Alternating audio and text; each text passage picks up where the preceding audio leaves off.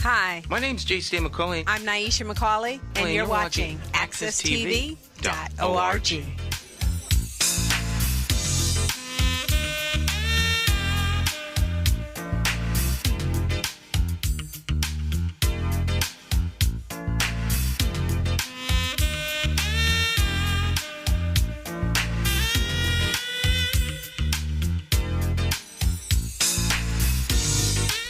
Okay, my friends, once again, it's time to get our talk on. It's Morning Talk with me, your host, J.C. McCauley, along with the champions of talk. This morning's talk champion, of course, none other than the one and only Jonathan Small. Good morning, Jonathan. How you doing? I'm doing fine, Stan. It's good to be back here again. Look forward to it every week, as I always mention. And pretty much trying to get off to a good start for the new week. All right. Had a good weekend? A little tired working. Unfortunately, I missed the jazz event. I had to work Saturday evening and going into Saturday night. So I heard y'all had a good time. I rested up yesterday, recuperated. But, you know, I heard it was really nice. And great time. Great time. Just the timing wasn't for my day off. So, you know, and it looked like a lot of people was down there. It was a great time. A lot of people down there. It was a lot of fun. Friday or Saturday night had to be at least 40,000. 40,000. Well, maybe 30,000, 40,000. It was a lot of people. Packed. Couldn't walk in Bushnell Park. And I believe people from out of Connecticut. I know the mate, Dennis Mate, him and his wife came there. And I'm pretty sure there had to be other people from out of state that came to the event. Yeah, but Dennis Mink doesn't count. He doesn't count? No, because he's from here. Oh, that's right. He came home. He came home. You know, if you come home, that's not like from being out of town. I think his wife probably is not from Connecticut, though. But obviously they're married, so they're going to come together. Right. He didn't get married since he left, since he retired, moved. Right. So, yeah. But I'm pretty sure there had to be people out of state. There were people there from out of state because we interviewed a lot of people. And so we were down there and we interviewed lots of people from all over the region. Very big event, the Greater Hartford Jazz Festival. Greater Hartford Festival of Jazz. It was the 31st Greater Hartford Festival of Jazz, and they was beautiful weather. 3 days of great weather. But I mean, it's really starting to take off pretty big over the past 3 to 5. I know you said 33 years. 31 years. 31 years. Yeah. But it seemed like to me it's really picked off at a different level over the past 3 to 5. Maybe I wasn't paying attention. I think you may not have been paying attention. Okay. It's always been a pretty big deal. It's like the number one free jazz festival in the country. Oh, okay. Yeah. I thought you were going to say New England, but you said the country. In the country. Yeah. It has been in New England, but last night they announced in the country. Now, of course, it isn't free, but it's free to the folks who attend. And this year it was 4 days. 4 days. So I could have saw it last night then, or yesterday evening. The Manhattan Transfer closed out last night. I got distracted, though. I don't know what I was doing. I got distracted because I'm thinking the big event was Saturday. I know y'all might have had something yesterday on a smaller scale. I didn't realize it was going to have the same. No, Saturday. Now, we went down there. Maybe you heard us talking about, the Greater Hartford African American Alliance was meeting. We had like a little, all the members could get together in like one place type thing. But that was Saturday. Okay. But, no, the event started Thursday. With Hall High Jazz Concert Band. Then they had the Friday night. Then Saturday. And then a close out on Sunday. Sunday, right. So 4 days. Yeah. And I'm pretty sure you ran across other people that you knew. Oh, everybody is there. Is there, exactly. All your old friends are there. and people from around town are there, strangers. It's like a family. It's a family reunion. Particularly after the last, I guess they didn't have it 2 years ago. No, they had it last year. Well, last year, I recall last year, but they they missed a year. That was 2020. Yeah, 2021. No, 2019, 2000. I think 2000. I think they only missed 1 year. I can't really recall, but maybe because of the pandemic. But maybe it was more scaled down last year. 3 days. I don't think it was as huge. Oh, it was last 3 year? days. Always 3 days, yeah. Just as huge? Okay, so it wasn't even scaled down last year. year. In fact, the year that it was the pandemic, they did it virtual. Oh. As I recall. So obviously you didn't have anything to do with that one, with the videotaping, if they did it virtually. Well, I always do a little package. I don't do the big screen stuff. Mm-hmm. You know, but I do the packaging. The packaging. Right. Yeah. Yeah, I think I did see you online. You had the camera. Yeah, we cover it. We cover it. Yeah. So it's kind of more work for you, though. Actually. No, I enjoy this. I enjoy this. This year was not work because I was strictly doing this. The network, so to speak, did it. We did this. We did this out of kindness of heart, so to speak. So that's not work. Okay. It's only work when I'm getting paid. When you get paid. So volunteer, you did. Yeah. All right. Right. That's not to say that I didn't get paid in the past. Sometimes I get paid, but I've only gotten paid very few times relative to the number of times that I've done this event over the 31 years. Yeah. Well, there's a lot of positive things I've been hearing over this past week in the capital city. I think we always talk about that after the Zoom guest. Yeah. Do that after our special guest. Right. Yeah. Because, of course, it is Special Guest Monday, which means that every Monday we, of course, have special guests join us. Jonathan finds a special guest from around the country and around the world to share their wisdom and knowledge with us so we can be up to date on things that are happening outside of the greatest city on earth, Hartford, Connecticut, New England's rising star. All right. And I do that by design, too.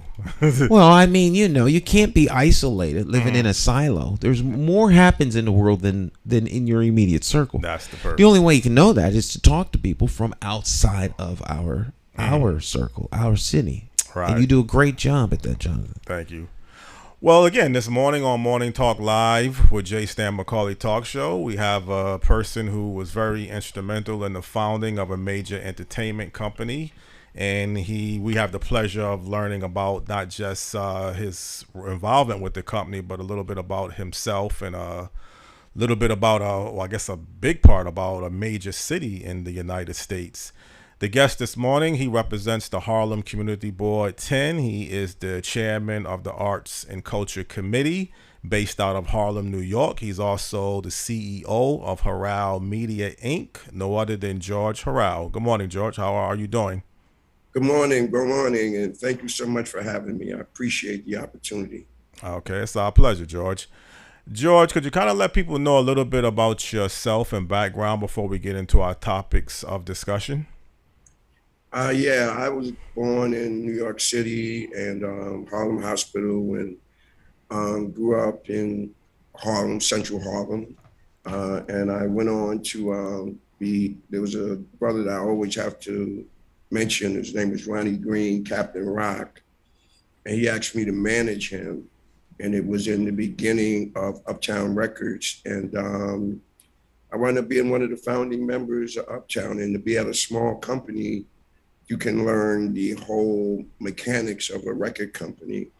And I went on to use those skills and work with Lloyd Williams and Rosa Rivers at the Harlem Chamber of Commerce, who created Harlem Week. So now I use my skills in arts and culture, which takes music as a part of that. And that's what I do. Well, George, obviously, I want to talk heavily about Harlem. Harlem is a very instrumental city or borough. It has a tremendous amount of arts, culture, history, fabric. The list of famous people from Harlem is like a mile long.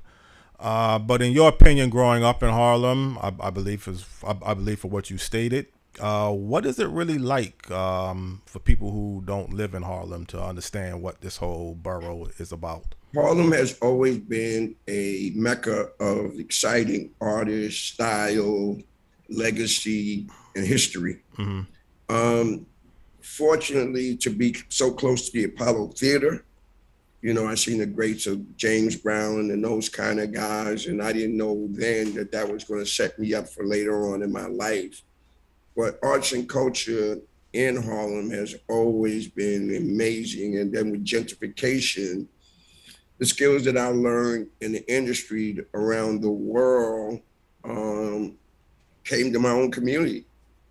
So I had to get involved. And again, you know, meeting some great people, Inez Dickens, Congressman Rangel, and those guys, it allowed me to get a foothold on what I need to do to give back to my community. When you look at the talent base that has come from Harlem, is it just people that's from Harlem, or do talented people from outside of the country or other parts of the country, do they come to Harlem? The funny thing about Harlem, some people today will move to Harlem and be every ethnic background. And you can't say they're not a part of Harlem. Right. But when I grew up in Harlem, it was definitely very Black and very artistic. You know what I mean? A lot of just, you know, that was just a lifestyle from doo-wop to hip hop. You know, everything was there. Did you learn a lot of talent traits by just growing up in Harlem? I mean, like, let's say it's like basketball. If you play against the best, it's going to bring the best out of you. So is the competitiveness in Harlem is a place that you really got to be on top of your A game if you're trying to get to the next level? Absolutely. My life was very interesting. I was in the busing system as a kid. So I went into predominantly white areas at a very young age, as well as I learned fencing, you know, in high school. And come bringing all that information back to Harlem gave me a certain level of pride and confidence. And when I homed in on it, I realized that we always set the trend. And I just built on that. We're going to get into the music and your role with Uptown Records. But before we even get into that, is there any direct relations between Harlem, New York, and Uptown Records, the record company that you were part of founding?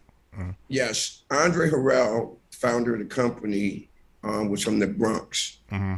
But he always admired Uptown and, you know, the style, the basketball, all of these things are arts and culture. And he saw the very stylish people, and he understood the marriage of what R&B was because he was a lover of R&B. And then he became the vice president, I want to say, of Def Jam with Russell Simmons. And then he came up with the brilliant idea of marrying the two together, which wound up being the birth of hip hop. And then he ran into Teddy Riley, Heavy D, and put out a string of smash records. Now, even before we get into that, you just mentioned the birth of hip hop, but would it still be fair to say and accurate that hip hop came from the South Bronx or the West Bronx? I mean, Harlem can't take credit for that, or can it?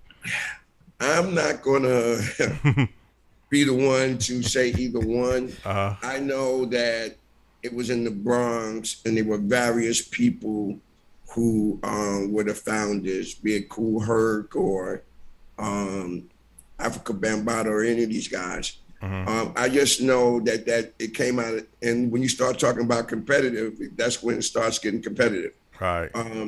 But I just think the art firm birthed from there, and then it went global. Now, when Uptown Records got started with Andre Harrell, and then you can talk about your involvement, was it designed just to be R&B, be hip hop? I mean, was there a type of blueprint and a vision of what type of music it was designed to put out? It was designed to bring young people, to give young people an opportunity to be executives. It was fashion forward. It was breaking the boundaries of what concepts people thought Harlem was and taking it global. Models, filmmakers, smash producers. Everybody came under one umbrella, and it was definitely very competitive. And the cream just had, whoever had the cream at the top, we exposed it and made it global. Mm-hmm. I hate to keep going back and forth with this, but I do want to get this across. How much credit do you give Sylvia Roberts of Sugar Hill Records? Was that her last name? Yes, Sylvia Robinson. Right, Robinson. Ton of credit, but which happens is that there were a couple of great people who started record companies, and Sylvia Robinson was definitely one of them. I didn't work with her directly, but I've heard amazing stories. She was a major artist herself and learned the structure of music and being an artist, working with a white company, and then honed her skills, her and her husband, and they understood that the culture drives the music, and they found a culture and made incredible records. And Sylvia Robinson also is from Harlem, New York. And yes, no, she lived in New Jersey. Mm-hmm. The company was founded in New Jersey. I had the pleasure of a guy named Big Hank, who was one of the members of the group, and I went to Bronx Community College with him. Mm-hmm. So I saw that part of it, but I wasn't focused on music at that point. And then I was a consumer there. Right. But then the food scene, don't you have a famous chef or famous woman who cooks? I don't know. There were a host of those. They had a guy named Chicken Man that used to go around to all the clubs, and he would have a basket and serve chicken to people at bars and nightclubs late at night. And I was told that that's the guy who went to LA and founded Roscoe's. Mm-hmm. They had a restaurant called Adele's, Copeland's. There were amazing, authentic soul food restaurants all over Harlem that were tastemakers for the restaurants you see now in gentrification. Right. No, but there's a famous woman currently. I just, unfortunately, I can't think of her name. Sylvia?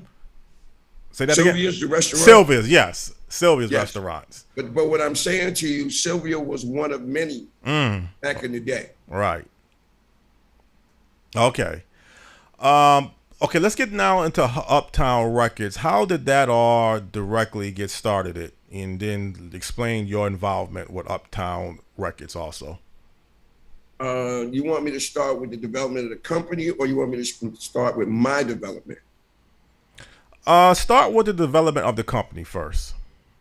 Andre Harrell from the Bronx was Dr. Jekyll and Mr. Hyde.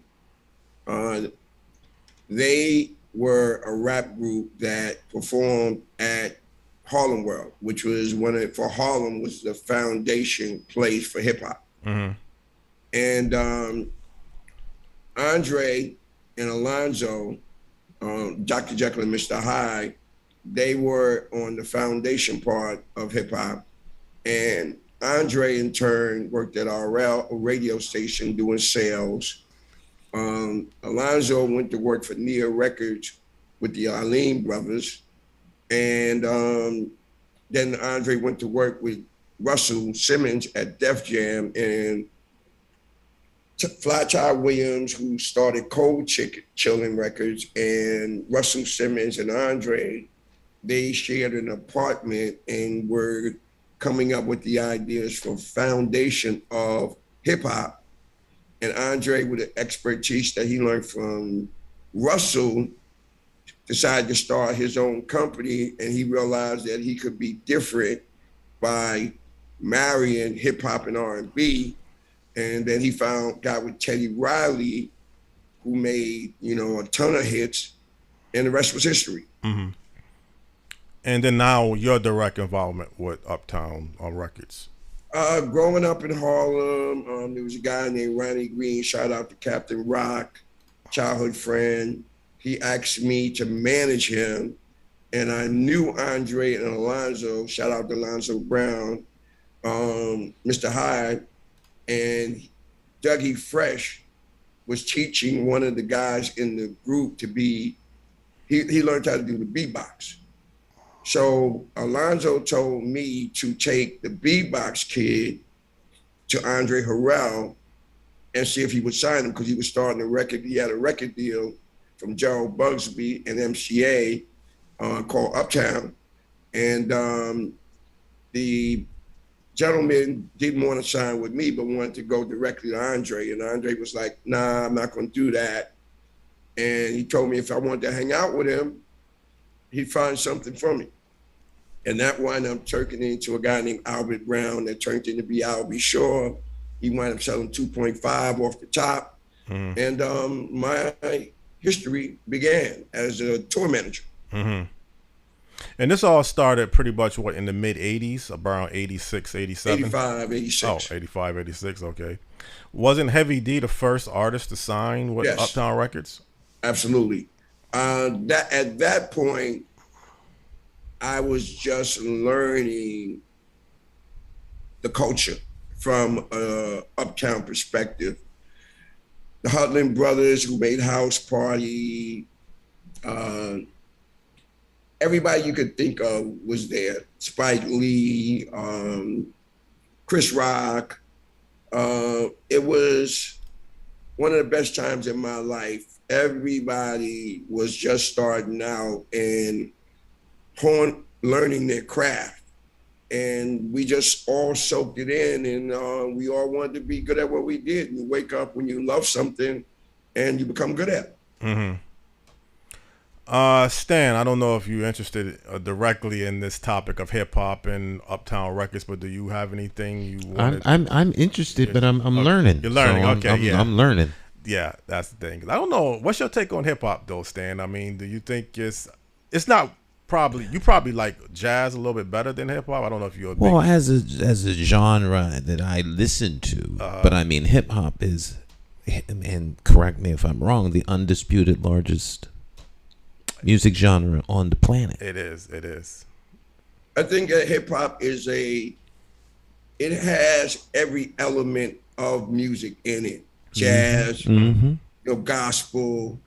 I mean, creatively, they just, they use the samples from everybody. And you had all types of hip hop artists. Mm-hmm.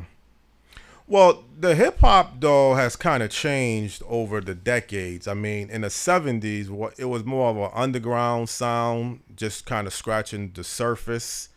It went through a stage, I guess, of commercialization during the 80s, and it looked like it really exploded during the 90s.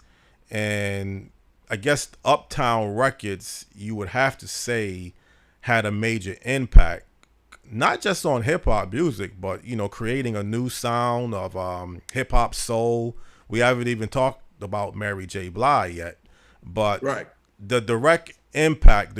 Would you say Uptown Records played a tremendous role in the development of hip hop music? Yes, I would say, and I have to say this: Andre and Russell, both of those guys, made a huge opportunity to the culture, not only musically, but business, and confidence and drive. All kinds of people got an opportunity to grow in business from hip hop and R&B, and I can't say it enough how amazing that was. I mean, I've had a 34+ year career based on that. And I'm one of thousands of people across the country that has had that opportunity from music. And they've gone into everything: fashion, politics, you name it. Mm-hmm. Was Uptown Records kind of competitor towards Def Jam Records in some area? It wasn't? It was two different worlds. Mm-hmm. Def Jam was pure hip hop. Okay. And we created something new called New Jack Swing, was hip hop and R&B married together. Mm-hmm. And again, there was 3 black production companies at that time. Hush Production was first. Shout out to Kevin Haywood. who was, I think, the general manager or the president of that company, and Bobby Duckett, who was the gentleman who taught me touring. And I would go over there and get information from them. Def Jam was there, and then Uptown Records. So we were the first three that had major distribution for major companies. Mm-hmm. Now, the role that Puff Daddy played in Uptown, I mean, he was part of Uptown Records before he got fired. How much credit does he deserve involved with Uptown? Puff took it to a whole nother level. And even with that, he did let him go. Mm-hmm. But when you let somebody go from a company and you signed your artist to that label, you don't get the chance to take those artists to a new label. Mm-hmm. But Andre did that for Puffy because he just wanted him to grow. And people don't talk about that. You know, all they say is he got fired, but nobody gets fired and takes Biggie Smalls to Clive Davis. You know what I'm saying? Mm-hmm. Well, most people don't know that. But wasn't there some issues that Puff Daddy or Puff Diddy or P Diddy wanted to have Biggie Smalls sign with Uptown? There's no truth in that matter. This is what happened. Mm-hmm. Puff made a song called "Excuse My French," dreaming of an R&B something. Mm-hmm. Patti LaBelle was a friend of Andre's.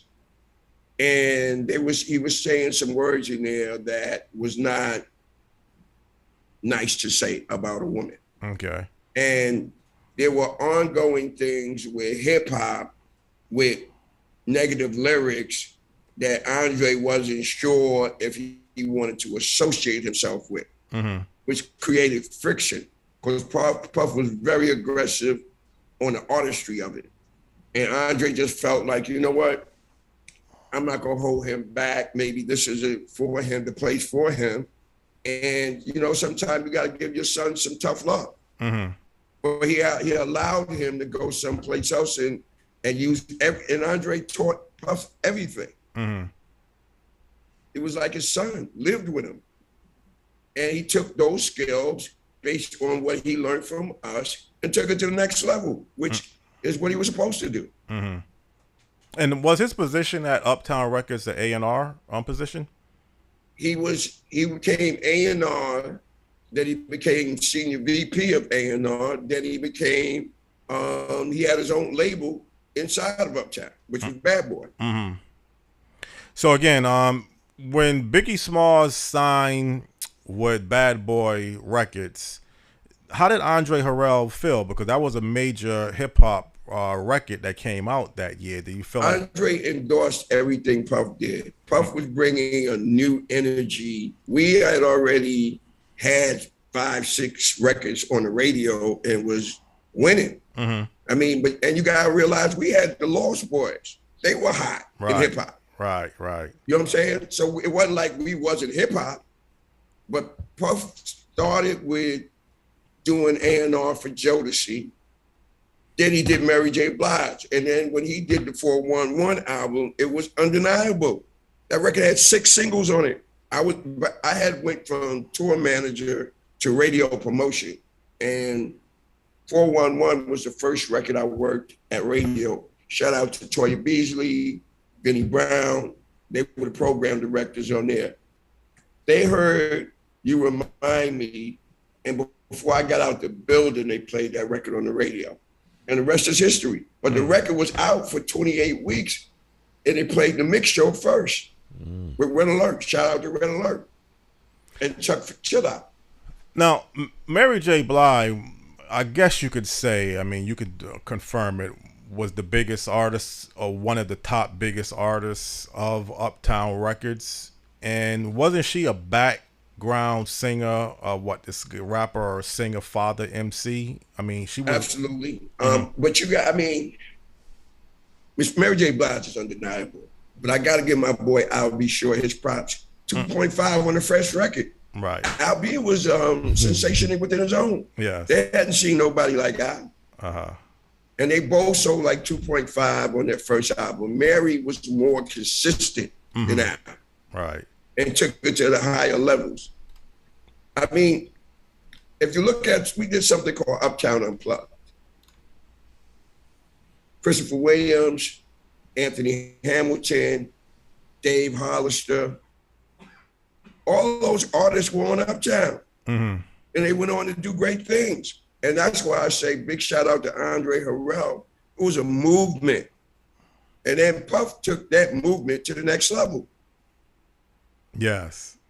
Now, the vision that Andre Harrell had for Mary J. Blige, because he has a lot to do with shaping an artist, I guess their sound and their style, or you have to shape yourself into the mix that Uptown Records wants to portray. Mary J. Blige somewhat is credited as being the queen of hip hop soul, which is something kind of new at that beginning stages. Did Andre Harrell have a lot to do with shaping the sound of Mary J. Blige? Let me explain something to you. Andre Harrell was the head of the company, and Andre gave everybody there the opportunity to be all they could be. We would have conference meetings. Shout out to Sybil Pemniston. She was the stylist who styled Mary. Shout out to Puff Daddy. Puff Daddy made the music. And Andre was the quarterback, and that gave everybody the opportunity to show their vision. So all of the executives at Uptown were amazing people in their own right. Well, that's good. And they all went on to do amazing things, more than people really know. Well, that's a good clarification, because sometimes people don't know that other side, that, Andre Harrell is the big figure that people look at, but there was other people involved with it, as yourself included, that had a tremendous impact in Uptown Records. That's why I'm on this call, because I'm a guy that doesn't really, I like doing the work, but if we don't tell the story, nobody else will. Jimmy Jenkins, who gave me my opportunity in radio, Brett Wright was marketing, Bob Celestin was the attorney. All these guys done amazing work out here. It's a ton of us. Now, the deal that Uptown Records had with MCA, how did that whole deal come about? MCA Records, I believe? They had a convention called BRE. In those days, you went to the convention, all the major executives were literally sitting in the lobby, and you could walk up to them and say, hey, man, listen to my stuff. Andre met Joe Bugsby. He played Mr. Big Stuff for him and gave him a compilation deal.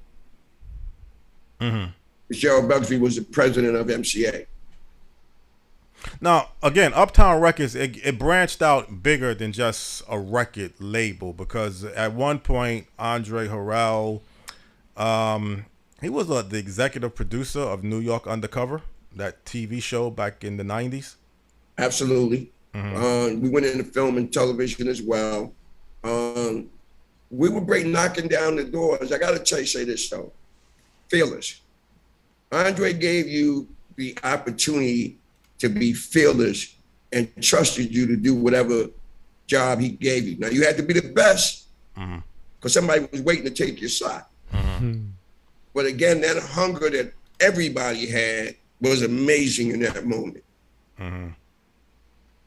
Stan, any comments or any questions again towards the topic that we're discussing? Or Please repeat that. I can't hear you. Okay. I'm sorry. Did you say that? Was you asking me a question?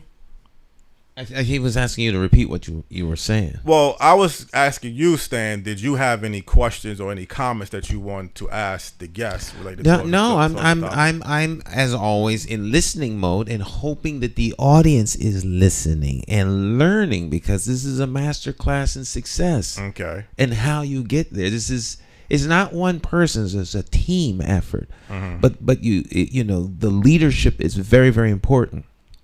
And leadership is not blowing its own horn. But without good leadership, you can't have this kind of dynamic growth. Leadership gives opportunity for others to evolve and become leaders and to move to the next level, to always take the baton and move it down the road. So I hope that people are hearing how success happens so that they can become successful in their own right, and there's a lot less of the pettiness that people fall prey or victim to, if you will, because they don't understand what it takes to be successful. So I mean, this is a master class. I hope people are listening. Yeah, that's my comments. I That's your want to comments. chime in on what you just said. You're absolutely correct. And again, this is the reason why I'm on this call, is because it needs to be said. There was amazing people that came out of Uptown. I would be lying to say I was the one and all that kind of stuff. If you was at the front door buzzing people in, you got inspired to be somebody. Kim Porter, Sean's wife, was a receptionist. Uptown was amazing, beautiful people, style, fashion forward, and was Black culture. And I guess, we have to obviously look at the beginning stages of Motown Records and other records that came before Uptown, how it played a role in shaping and giving particularly Black people the opportunities to somewhat get your foot in the door. And it looks like Uptown Records came along in a time when, R&B, you had hip hop, you had other forms of music, and it kind of gave different styles of music opportunities. Hip hop obviously played a tremendous role, starting off with Heavy D and the Boys, and they would come along to be one of the top successful hip hop artists in that era of the 90s. But I guess if you kind of got your foot in the door of Uptown Records, you knew you had a very good chance of going to the next level, somewhat of stardom. I guess the ball is more like in your court. It's what you do with it after you get the opportunity. I think Uptown Records definitely had a tremendous role. And then shaping a different style of music. I mean, this hip hop soul of Teddy Riley and Guy, how they came, and then Mary J. Blige. It really created a new type of style of music that really was not created, I think. I just would have to say, in my opinion, it had created a slightly or dramatically different style of music that really was very instrumental and popular. And just want to praise out. I mean, and also, Stan, I don't know if you know Andre Harrell. He passed away a couple of years ago. We keep talking about Andre Harrell, but he's no longer living. But I think his legacy obviously is still around, and I just, again, give you a lot of credit and praise for accepting this invitation, George Harrell, for being on the show. And your involvement with the Harlem Community Board as the chairman of the Arts and Culture Division, could you kind of explain a little bit about that again? After being at Uptown and learning what I learned there, most of the guys from Uptown went out to LA. And being that I was from Harlem, I decided to come back to my community. And gentrification started happening. And I got to give a shout out to Boza Rivers and Lloyd Williams, Harlem Chamber of Commerce, started working with them. I met Inez Dickens, city council person at that time. She's the assembly person. Inez put me on the community board. Shout out to David Weaver, who passed. He was the chair. But Harlem Week had to do promotions with WBLS, which I was already very ingrained in that company. So then I came up with the bright idea to marry my radio relationships with the community, sort of like a give back. And it worked. And after being a student of the community board and learning the process, shout out to Cicely Harris and Shatik Mitchell, they asked me to be the chair, which was something brand new for me. And I wound up doing it. And that's currently what I do. So, and then you also have Harrell Media Company as you the CEO, exactly? Right. Okay. So I've done so many things. People call me to book talent. People call me for promotions. People call me for proclamations. Who they should give them to, that kind of stuff. And so the smart thing to do was to have my own company, because again, Andre taught us leadership and to own your own thing. And I created Harrell Media, somewhat, in the legacy of Andre Harrell. God bless him for the opportunity he gave me. And I do all kinds of stuff through my company. Mm-hmm. We talked a lot about hip hop, and recently I looked online, and I guess DMC, if I can't remember his correct name, but he was part of Run DMC, but not Reverend Run or Russell Simmons, but the other co-rapper in the group, and he was explaining some criticism that he had about the current state of hip hop music, that it is really almost like the complete opposite of what it was in the beginning stages. And I'll explain that to you. It's like a lot of rappers today, and I don't want to put all of them, but let's just say a lot or more than the average, is just putting out lyrics with no substance. I mean, you can listen to a rap record, and almost every word is a foul letter word, and it's not promoting the same type of positiveness or some type of image that you would really feel proud of. In the beginning stages of rap music, it was fun, having a good time, expression, and you may have some rappers in that era that might have put out like 2 Live Crew, a lot of images you wouldn't want your parents listening to. But overall, the whole rap era from the 70s going into the 80s, somewhat in the 90s, was very popular, but there was like a message. I mean, if you take in 1988, 1989, when you had the violence and the East Coast rappers put out Self-Destruction, they were kind of fed up with the violence that was taking place, and they wanted to send out a message. Then the following year, in 1990, the West Coast All-Stars put out We're All in the Same Gang, again, addressing violence. And I guess what DMC was saying is, in today's era, you just don't see the rappers in particular. And don't put all the blame just on the rappers, obviously, but I just want to talk related towards hip-hop. They're not really taking the same type of, I don't want to even say appreciation, but I guess you can almost say that, towards standing up to certain issues or consciousness movements like Public Enemy had, I guess, and there's many. I'm trying to think of the other guy from KRS-One, Melly Mel with the Message.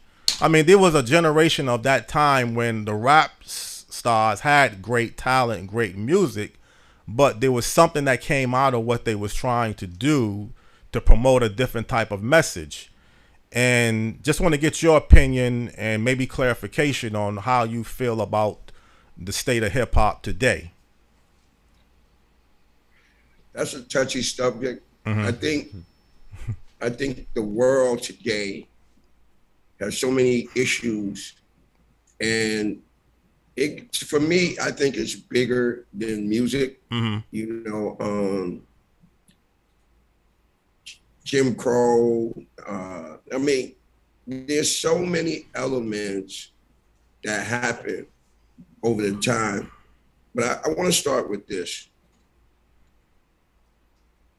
When an 18 to 24 demo in history, the older people never normally understands what the younger people are doing. You know what I'm saying? Elvis Presley. I think some of that is right now to support the younger people, but at the same time, gang violence, a lot of stuff that's happening in Black communities happen with white communities, but they don't publicize it as much. Mm-hmm. You know what I'm saying? I think that there's a lot of things that are not talked about, and they glorify the things that we do negative, but at the same time, it's happening across the world. Right. You know what I'm saying? And I think that we all have to have a part to play, and everybody got to roll their hands up and be a part of the solution. And I'm not going to put the blame on no one person, but I think that there are young rappers who are talking about issues, but they don't put that on the news. That's my opinion. Well, again, not so much even the blame, but just where we are at in the state of hip hop. Because I think we're in a tough spot. I can't think of the name of the music off the top of my head, but it's promoting gang culture.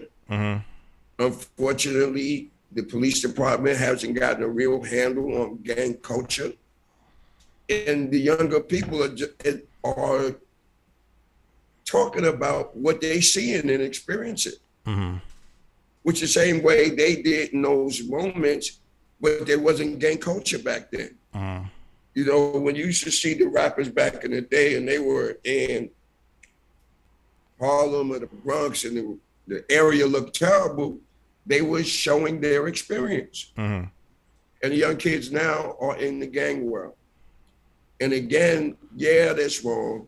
But I think that we as the older people have to take a role in that too. And we have to all come together and try to fix it. Right.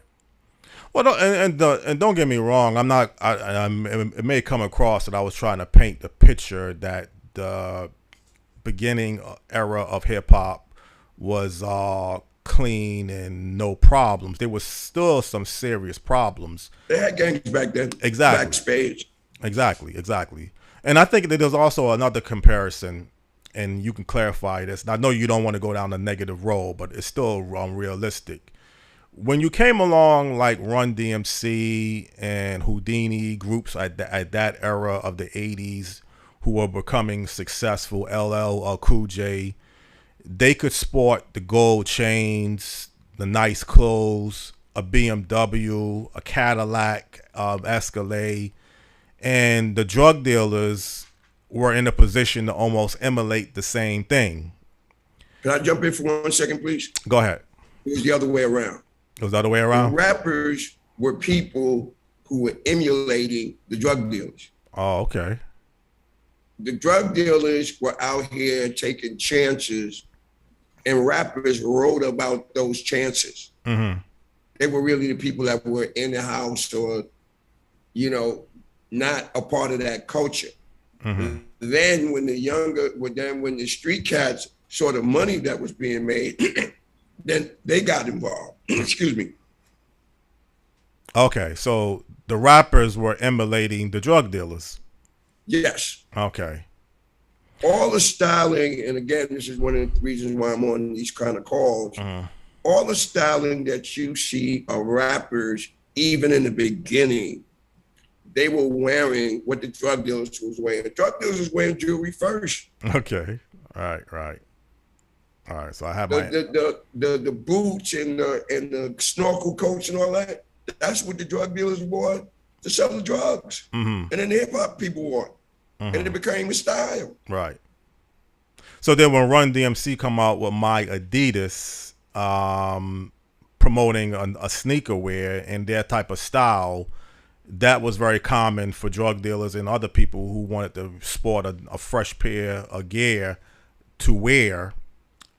It's all the same stuff culturally. Culture, yeah. You know, but what Run DMC and them did was they took black culture and made it cool in the white community, and they had marketing on top, brilliant to Russell Simmons and West Party Johnson. They took that culture and made it mainstream. But see, again, here's the difference, and this is where this interview that DMC did is still to me somewhat important, because he had explained that Run was a heavy weed smoker, DMC was a heavy drinker, but they never promoted what they were doing on videos. You would never hear Run DMC talk about how much blunts he's smoking to get high off her. And I think what DMC was saying is today's rappers on videos, whoever fault it is, you see them with, champagne, half-naked women, what they want to do with the women's on video, other types of substances. They are promoting things on camera that the majority of rappers like Run DMC, who did things that they would tell you, like, Run was a heavy weed smoker, but you never heard Run talk about his weed smoking lifestyle on camera. So I guess that's what DMC was kind of critical of, how the rappers in some elements today is promoting things and they don't see it as really uplifting or positive. That's the only thing I'm trying to say. To give you. I love this conversation because I want to jump in here. Mm-hmm.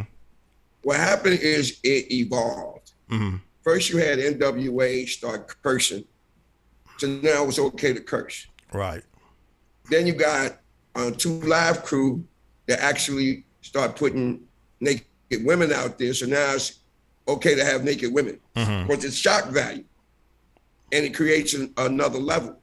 And what you see today is all of those elements have grown to a free-for-all for all of it. Mm-hmm. That's my opinion. Right. And it doesn't make it right, but I'm saying the palette of the community has become that. Mm-hmm. Of the culture or the music. Mm-hmm. Yeah, I agree. I agree with what he's saying. Society has changed. Okay. And it at some point the scales tip, and so it is a free for all, not just in hip hop and rap, but for everything. Mm-hmm. People feel they could do whatever they want. There's no longer a community standard. Now I think the pendulum is getting ready to swing back down, because at some point, people can see this is not good, and so the pendulum swings back and forth. But this is a reflection of society more than I think it is a reflection of hip hop or rap. Well, how much impact would you say social media has? Because doesn't that allow you to put huge? He just said it. Okay.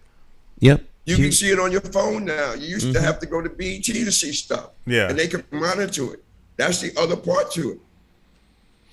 Yes. So again, it's unjustifiable or unfair to put the blame on just one particular source.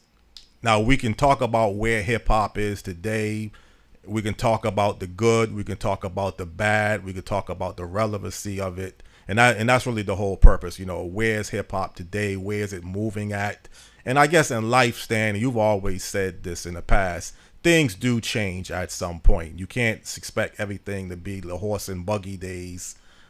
Television changed over the years from the beginning stages. Now sometimes you can see things on television that you think you would have to look at cable to see, but life does change, I guess, Stan. But you, as a executive producer, owner of Access TV Network, you still keep a standard that you feel is a positive image, don't you? I mean, well, I keep a standard so that there's a North Star, as I call it. People, you don't know how far you're going if you don't have a frame of reference. Mm-hmm.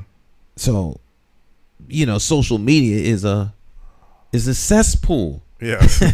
So I mean, if it's one thing to talk about how bad social media is, but then don't do anything to try to, make a change. So that's why we do what we do, so that there's at least a North Star. We can't touch the world, but we could at least touch Hartford. So, so that's what we do. We bring, hopefully, some sense to things, and even the conversation here that you guys are having now brings understanding to what happened and what really is going on and what went on. And if someone does not, as our guest has said, if someone doesn't tell that story, if someone isn't out there saying that, then no one will know. You can't put the brakes on if you don't have any. Right. I think one of the things I have to jump in and say that, being that I'm older, I've seen these trends change. And people can only talk about the era that they're in. Right. And it's a bigger conversation. Mm-hmm.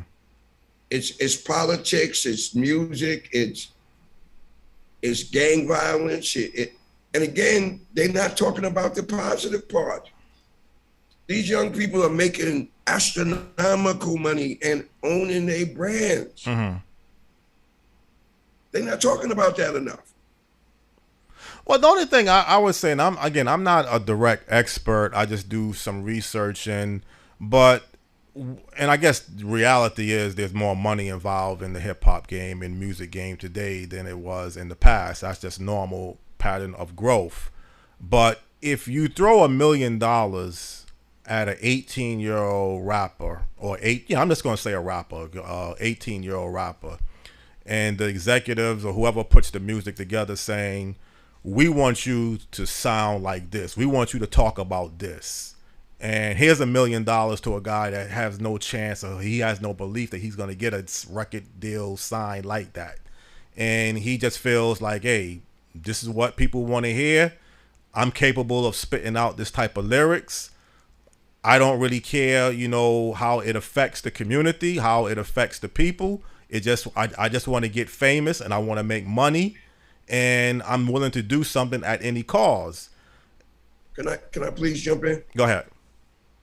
That's not really what it is. That's not okay. What it is that young people will get on social media and they will do and say the things that will set the trend for younger people. Mm-hmm. Record companies aren't telling these kids to do that. They're looking at their social media numbers. Mm-hmm. And the one that has the numbers, unfortunately, which is the negative music, and people are paying attention to, they're going to give them the money to make it bigger. Right.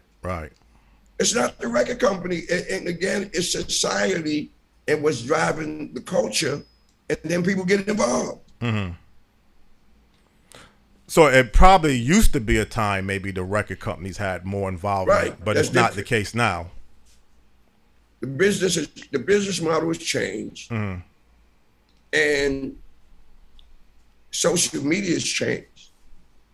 Social media changed the whole game. Mm-hmm. Everything's on your phone. Right. You ain't even gotta go to no label. Young kids now, they not even trying to be at a label. Mm-hmm. They owning their masters. Mm-hmm. Chance the Rapper helped Anita Baker get her masters. Mm-hmm. They're not talking about that. Right. And again, I'm not promoting no violence, but I'm not going to, I want to say that these young kids, they just need more guidance. Mm-hmm. Mm-hmm. You know what I'm saying? They don't have parents who are legacy people that's telling them how to spend their money. Mm-hmm. I mean, there's a tremendous amount of responsibilities when you trying to get into anything, but particularly like entertainment industry, that people will say can be ruthless and cutthroat. I mean, that's like anything else in life. That's when you get into that era of fame, fortunes, it comes with a price tag to it. Not to say that you have to go down a road that you don't feel comfortable with, but there's going to be a tremendous issues and pressure that's going to be thrown at you because everybody kind of wants what you have. If you want to have the best deal out there, you want to make a certain amount of money, then you're going to rest assured somebody else is going to want the same thing. That's like a drug dealer. You're not thinking you're going to go and make a lot of money and somebody else doesn't want to make a lot of money. So it's just, this is a legal form that we're talking about. And I don't want to turn this into a negative storyline, Stan, but I think it's real relevant because, again, I don't think that you're giving a negative storyline. I think that the culture, the people who don't know or haven't had that experience, they read what's in the tab, what's written, mm-hmm. and it's not always the case. And each generation and time period, things evolve, and we're in a very unique moment right now. Mm-hmm. And something that came to mind that I want to say too. Mm-hmm. When a person gets a record deal or they get $1 million, 10-15% of that is taxes off the top. Nobody talks about that. Manager gets 10 to 15%. Business manager gets 10% of that. So you got $1 million, you really only starting at 600,000. And then they're wondering why people go broke. And nobody's teaching you that.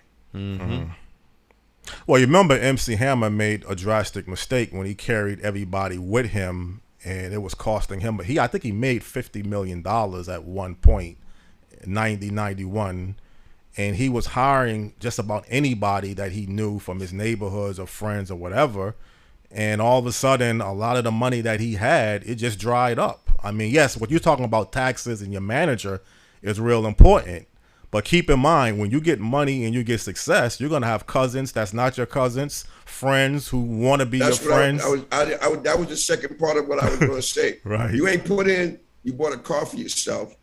You didn't put in, you had to get a house for your mother. You ain't put in, you got your best friend who you got to carry. You know what I'm saying? All of those are on top of that 600,000. Right. And it doesn't take. And you don't have parents who taught you how to do the business. So you learning it on a trial basis. And the sad part is, and Stan and George, if you end up broke and make a mistake, it's hard to go to these family members and these friends and say, can you help me now get back on my feet? Well, a lot of times those friends and family don't have what it takes to help you get back on your feet. And you're learning on the fly. People will understand and they'll learn, but it's a very costly lesson. So you got to be real. And again, they're not talking about a Carly B or Chance the Rapper who never even went to a label, gave his first album away, and is selling the records now independently. They're not talking about those. Right. There are young entrepreneurs out here that are really doing it. And obviously we got to give the support and credit of the young people that are doing the right thing and are being very successful. I mean, P. Diddy is a very successful business person. Jay-Z is a very successful business person. You know, Jay-Z is a billionaire. I mean, so they have this great creative skills and they have talents and everything seems to come together. But we got to make sure that we are letting people, the media, know what the good is doing. Not so much, like you say, Stan, always talking about what I'm doing now. Right. I mean, let's just talk about Jay-Z doing the Super Bowl with Snoop Dogg and Dr. Dre.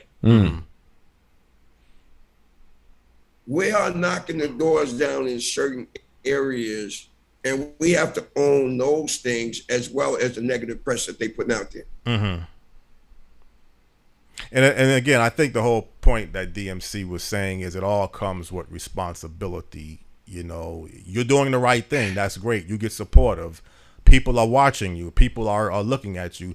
And sometimes that puts a lot of pressure on you, Stan, because it's like if you do one thing wrong, you make one mistake, then somebody wants to tarnish your whole career. Well, to whom much is given, much is required. I mean, you know, that's life. That's life, and it affects in everything. Everything this is part of being a human being on the planet. Okay. You know, there's always someone who thinks they could do a better job. There's always someone who disagrees, and you have to manage all those things. And so, those individuals who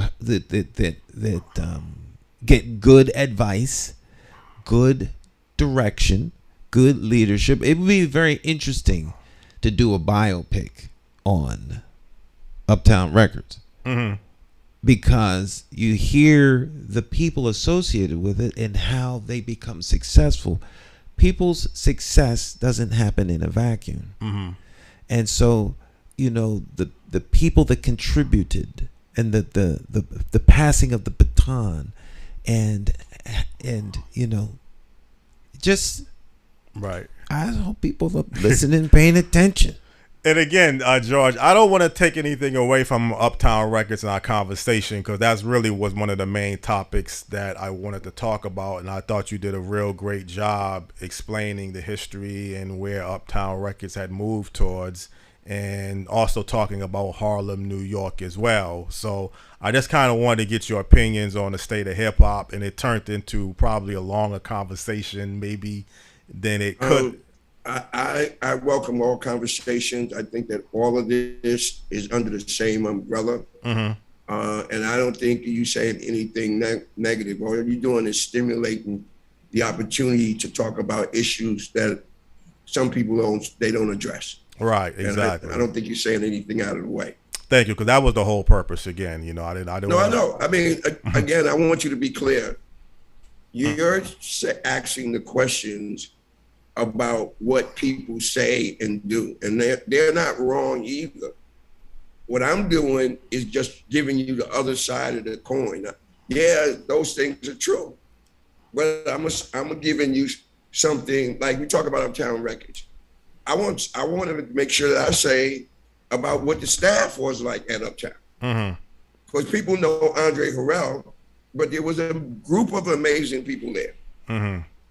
Yeah, there's negative rappers right now, but there's a bunch of great entrepreneurs there now, out here now. All right.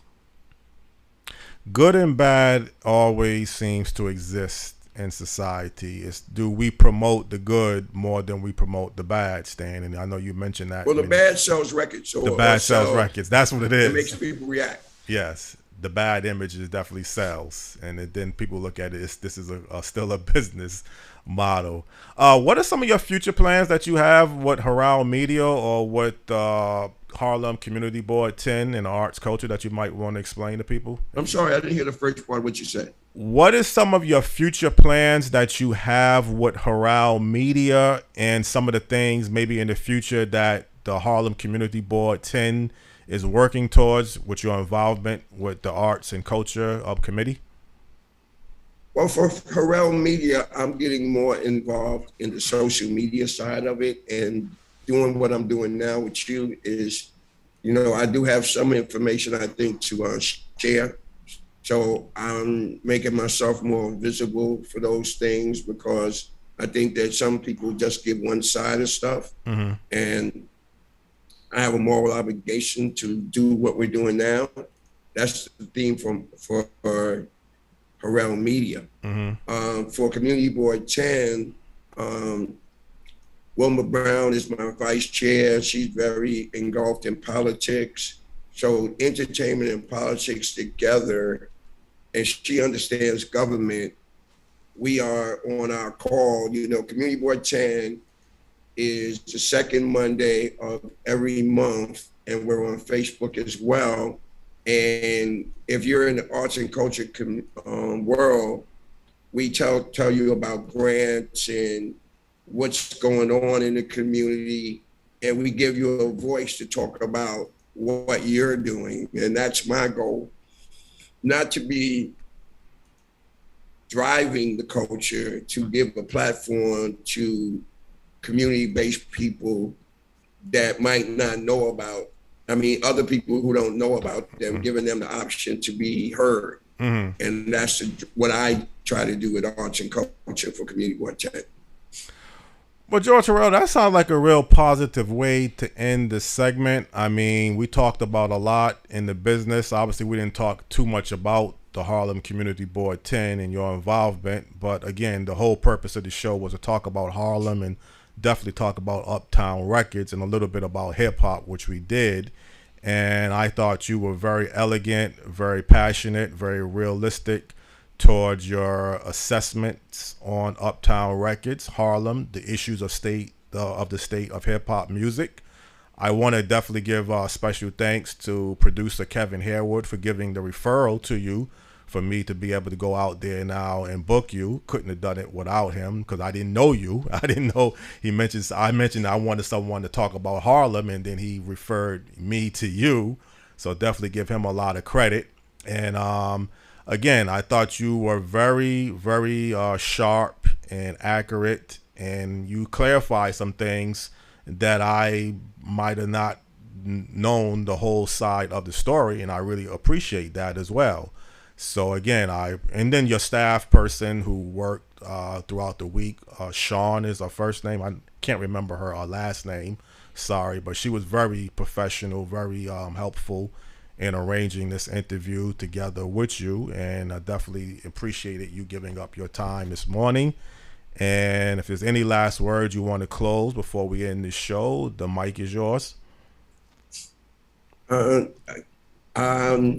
Board 10, second Monday every month starting in September. And thank you so much to you guys for giving me a platform to communicate my opinion of the state of Harlem and the music business. Mm-hmm. Well, thank you for taking time out of your schedule. There is a viewer. There was a lot of chatter online and stuff. So, but what's the link for Community Board 10? Somebody wants to know. Can you hold on 1 second to me? Yep. I don't have the link. All you have to do is Google it. Okay. Community Board 10 Central Harlem. And we're on Facebook. Yeah, he should be. See if I can find it. And he should be able to find that. He's the person. The person that's asking is pretty tech savvy. So, yeah, and it's not an unknown factor. So, and let me plug this into Harlem Week is August 14th, 20th, and the 21st. We do a Harlem Week. We do about 110 events throughout the summer. Amazing stuff, and it's online as well. Fabulous. All right, sir. Thank you very much for taking time out of your busy schedule. God bless you and continued success, my friend. Thank you so much for having me. I appreciate you guys. All right. Our pleasure. Bye-bye now. Okay. Fabulous. Bye-bye. Bye-bye now. Yes. Thank you, Stan. I mean, again. Fabulous. Fabulous. You know. All right. Yeah, it was hard for me to stay focused on Harlem, though. I mean, again, I said, you know, when I found out he was part of Uptown Records, and then I wanted to talk about that heavily. I mean, Harlem obviously was part of the conversation, part of the show. Mm-hmm. And I appreciate some of the comments that you made, too, about the hip-hop music and the era that we're in. Because sometimes criticism is not always fairly distributed. Well, that's why we're here to talk about that. Take a short break. We will be back, my friends. Stick and stay, morning talk. And we'll see you on the other side of the break.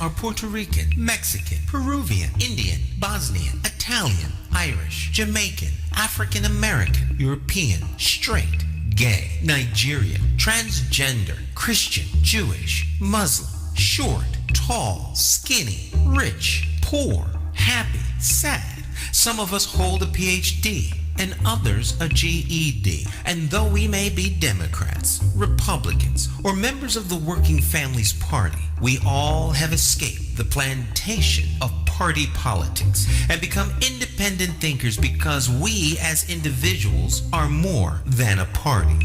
You see, independent thinkers come from all walks of life. And the one thing we all have in common is that we love, live, laugh, and learn in the city of Hartford. We are the constituents, and the government of Hartford belongs to us. My name is J. Stan McCauley. I'm an independent thinker, and I approve this message because it's time to stop towing the party line and vote for a candidate you can trust. You too can escape the plantation of party politics if you have the courage to free your political mind.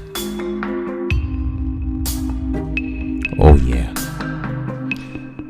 You know, elections are coming up. Remember, when you vote, you'll be voting for someone that's going to be working for you.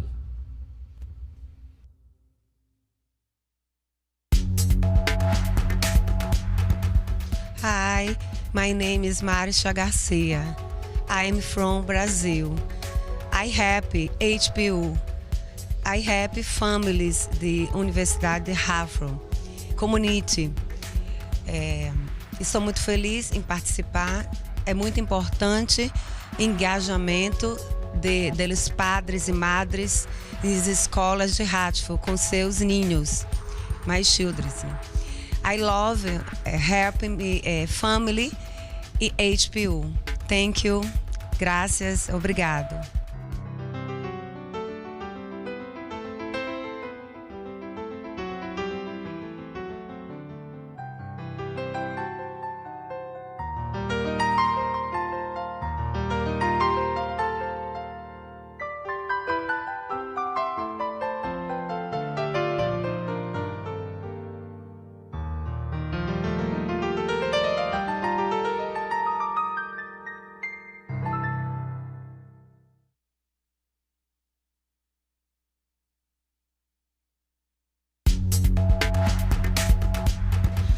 So my name is Nelky Maldonado. My name is Ramon El Arroyo. And we know that Hartford Parent University provides good services and resources to parents in our communities, which are greatly needed because a lot of times our parents, they don't know where to go, how to get information, and being part of this program is essential to them in being successful in their children's education. And I think that parents should get involved in their kids' education because it's very important. Education is, I always believe, is a success in life. If you got a good education, you can be very successful. So we encourage our parents to please come join the program, ask lots of questions, and I'm telling you, you won't be disappointed.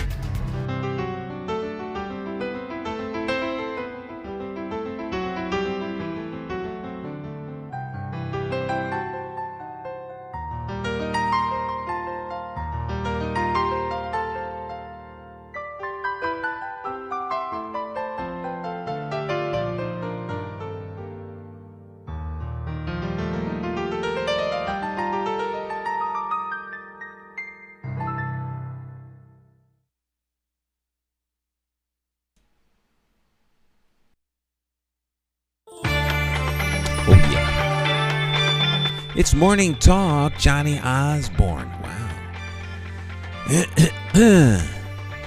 a lot of things happening here in the capital city. August the 6th, 2022, the Taste of the Caribbean and Jerk Festival is happening right downtown at the Mortenson Riverfront Plaza, Hartford, Connecticut. It's a free event. Go on down, have a great time with great company. And that means your friends and neighbors from around the greatest city on earth. Hartford, Connecticut, New England's rising star. Divided by water, together by culture. I guess some good things in the capital city, not just the Hartford Jazz event. There was some type of There's food truck. Well, no, even economic development. Isn't some areas where the Aero Cafe is gonna be redeveloped? Yeah. And sometimes you don't hear about these projects or these developments that's taking place. I mean, that was sort of an eyesore for a long time, that Arrowhead Cafe. Yeah, that's getting ready to kick off. There's always something happening in Hartford.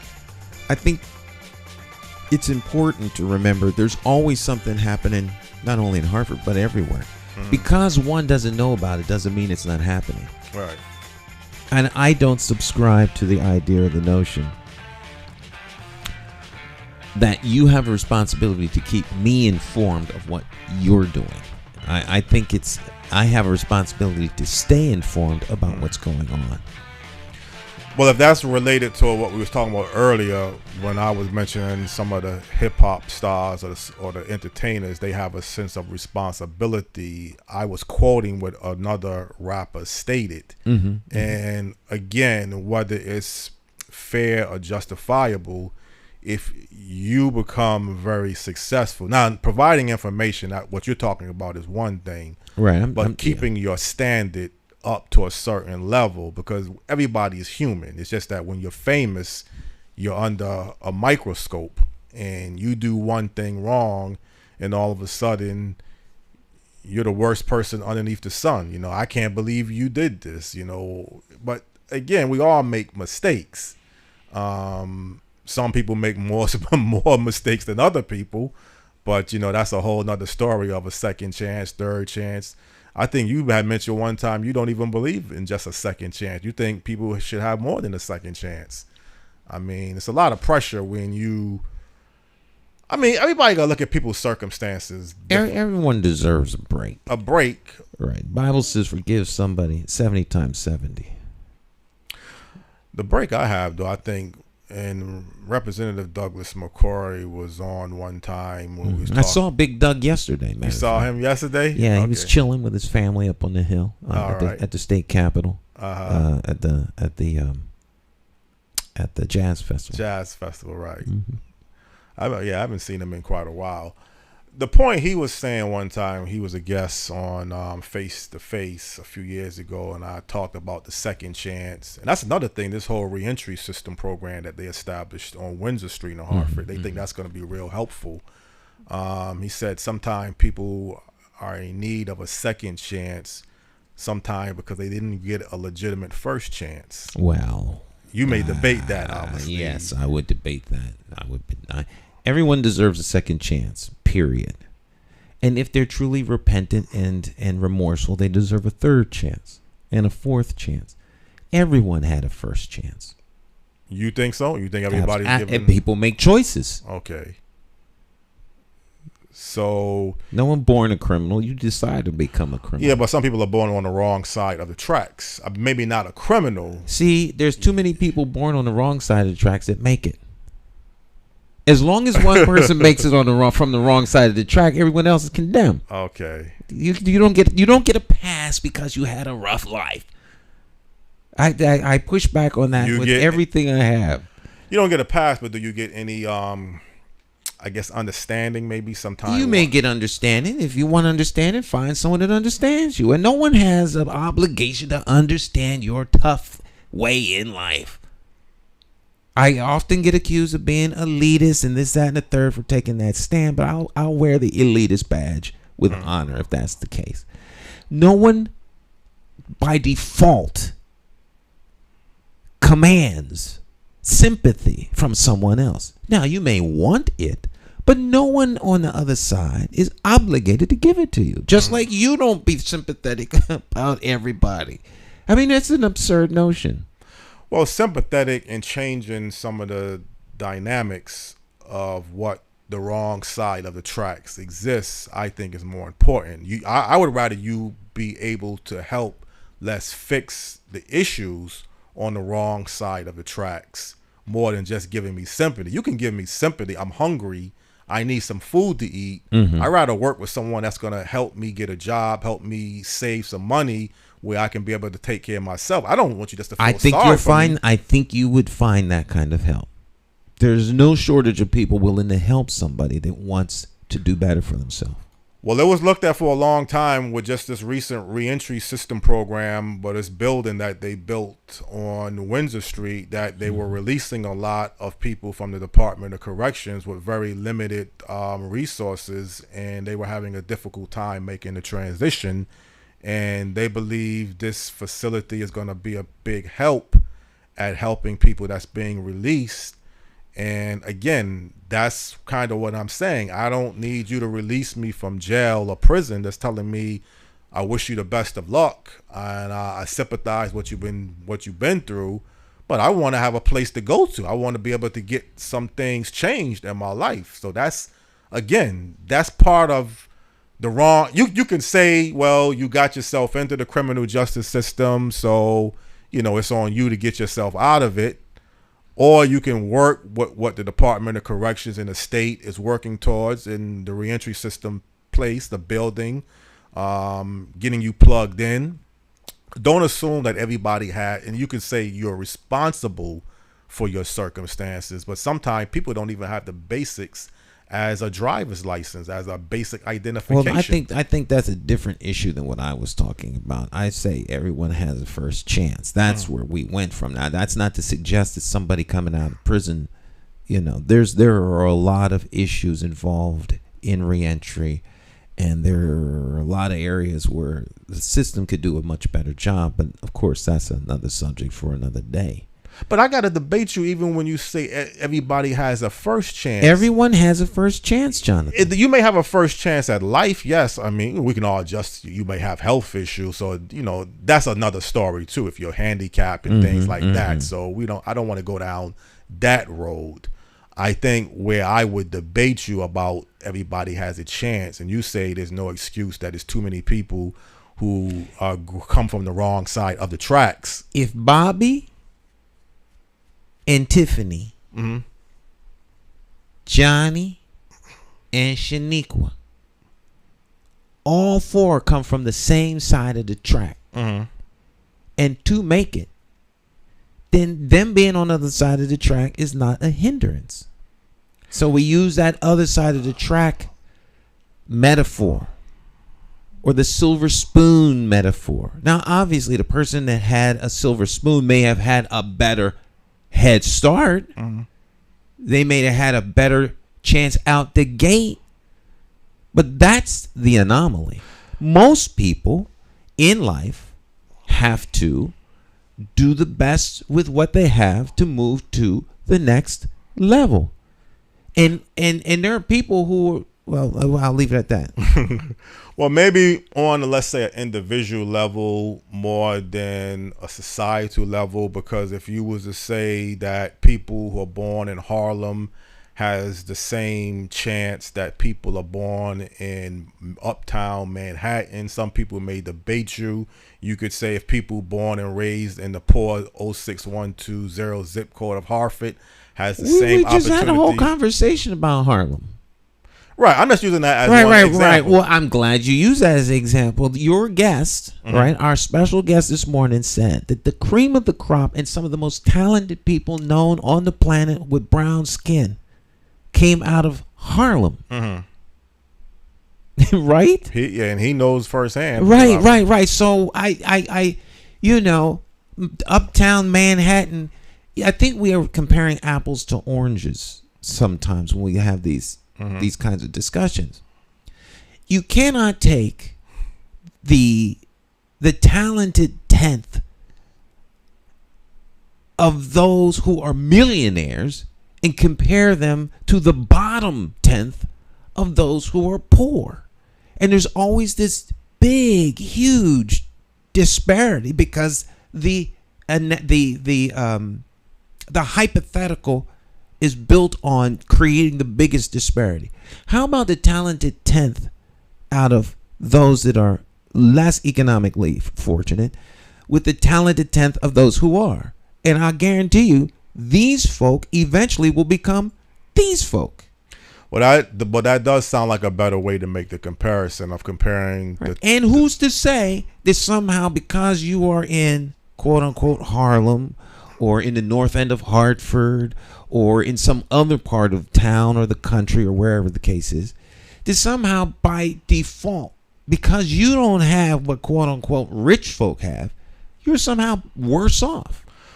Well, I wouldn't say so much of a rich folks. I would say the basic things of a good quality, and I know you can say separate income from a good quality of life. Right, what is a good quality of life? Well, first of all, what is good quality of life? Yeah, a good quality of life could be many different things. You know, how you feel about yourself, how you feel about what you're doing. Standard of living, I guess, is something a little bit different. That is more income driven, what you own and what you have. And who's most responsible for how I feel about myself and how I feel about my or you? No, who's responsible for that? It all comes down to the individual. If the individual is in the right thinking capacity, and I guess he's still responsible for that. Yeah, there's nothing I can do. That is within. This is where people live. They live in here. Well, and they live in their heads. And so it's up to people to seize opportunities. Now, if someone needs help, they can ask for help. And a lot of times, most people that want help, Jonathan, will get help. Right. Now, if there's a difference there than the folk who are waiting for someone to come and do something for them, and I'm not talking about people who are in the dependent class. There are always going to be people who are dependent on someone else. It is a given that those people are going to be taken care of.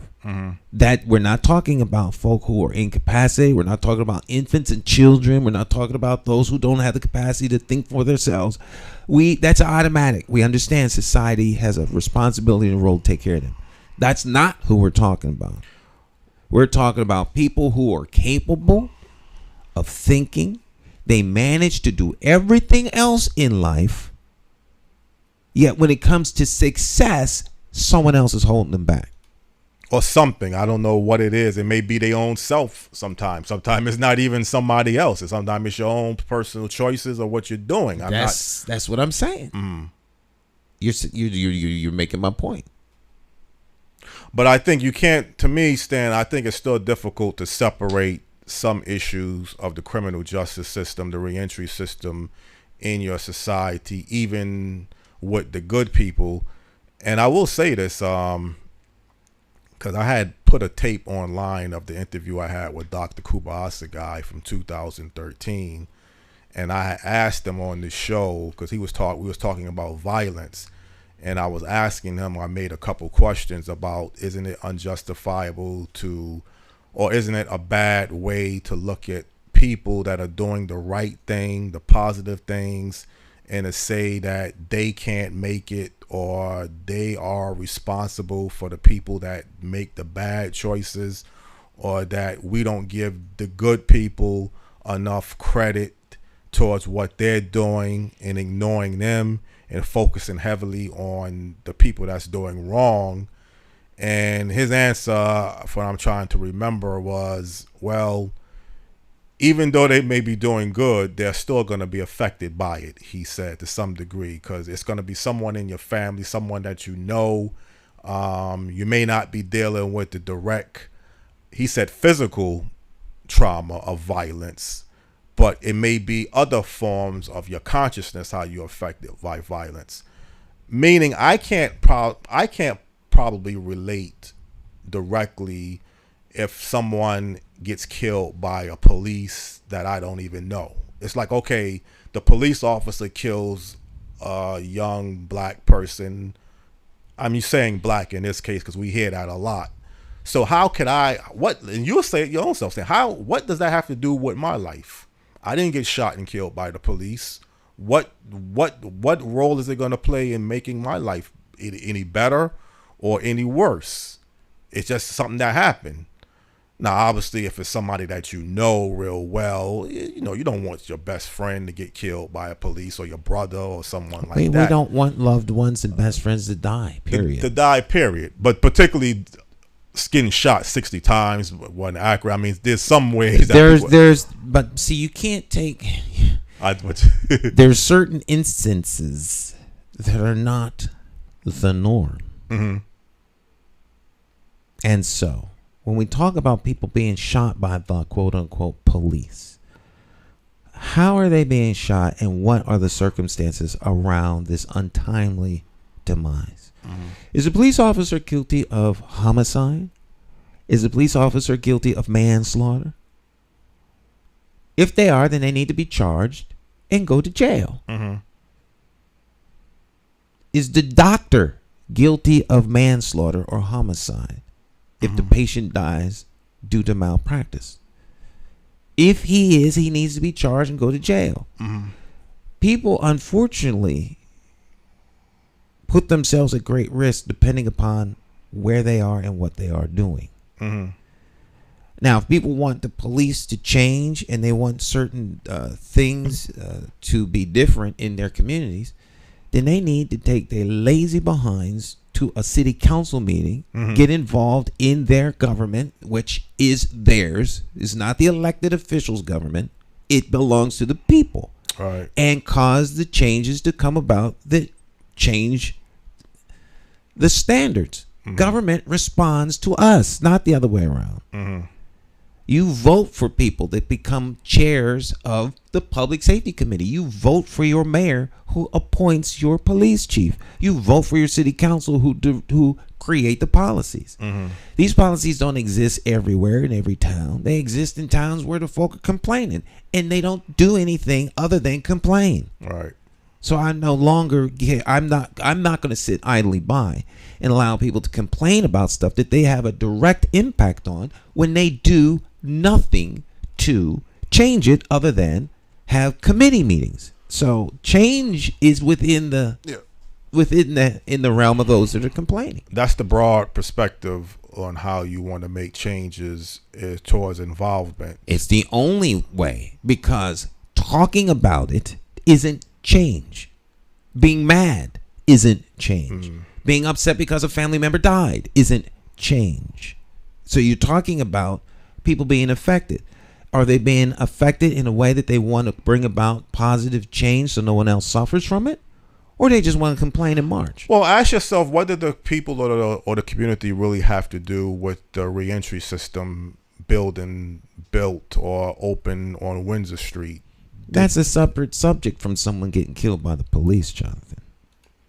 Well, but just as long as we're changing subjects. So what are you saying? Well, again, you say people gotta, I mean, it's a separate subject, but it's still some type of policy that had to be implemented to get the building. That building is now on Scarborough Street. What's the difference though? It's a big difference. I mean, Scarborough. Because it ain't gonna be on Scarborough Street. It could be on Front Street down in you know, where there's people live over there. I'm sure they don't want a prisoner entry that's building in their community, but they don't really have much of a say, do they? It's not in the West End. No, it's not. Okay, so these are policies. These are political decisions. They're not made in a vacuum. They may be made where you are not. Mm-hmm. You might not be in the room where it happened. Right. To take a quote from Hamilton, you know, you might not be in the room where it happened, but someone sat around and decided this is where it's going to be. These are political decisions. Okay. And if you exit yourself from the political process because you don't get involved in politics, then you will get whatever they leave for you to have. Well, I think it's relevant towards the reentry system program because whether you believe it or not, Stan, and I heard former Mayor Eddie Perez made this statement a long time ago. It's like it's two things you have to address. You have to address the neighborhoods and the environment within itself, because if it's not intact, it's going to bring down people that's being released from the reentry system program. If they come back out of the reentry system program, prison or jails, to an environment that has very little or anything that fits their needs, what they could be capable of turning their life around, then they're going to be impacted. If you don't change the reentry system program of people being released and provide them with some better mechanisms, they're going to go back to the same environment and they're going to cause havoc. And who knows if they're not going to affect the environment beyond where it's at today. So if a guy comes back from the reentry system from prison or jail, he comes back and it's very little for him to get his life back on track. He's not even thinking about the big picture. He's going to do some things in the environment that's going to bring the environment down. And this is why some people don't want this in their community for what you just said. Now, in quoting or stating what former Mayor Eddie Perez has said, and you have articulated and repeating it, you laid it out very nicely. Nothing else need be said. So now that we understand that, what are we going to do about it? Right. Well, maybe what are we going to do about it? Well, maybe what's taking place maybe on Arrowhead Cafe. Now, you stated last week you didn't really buy into the rental building, apartment buildings that they're building, charging $1,800 a month. You don't think that's the best approach towards housing development. If I stand your quotes correctly. I don't quite remember that. We were talking last week about, you were saying this is not Boston or New York, that people are not going to stay in these rental apartments. At some point, they're going to want to move. Eventually, yeah. So, but that's a housing issue. That's still a little separate from economic development, businesses, and opportunities. That's someone having a choice to decide if they want to rent an apartment and pay $1,800 a month. Okay. I think what's taking place, and I don't know the whole picture about development where the Arrowhead Cafe is at, might mean bringing in different small businesses, providing services for people, providing another better uplifting image psychologically. I don't know. You're jumping. I'm with you, but I'm not with you relative to what you were discussing about the reentry and the Arrowhead. So I'm trying to bridge that connection. Well, I thought we was off of the reentry system program. Okay, so as it pertains to this development, there's all kinds of reasons that people do development. I think that the general idea there is economic development that pushes toward, the grand list, so that Hartford has more tax money coming in. Mm-hmm.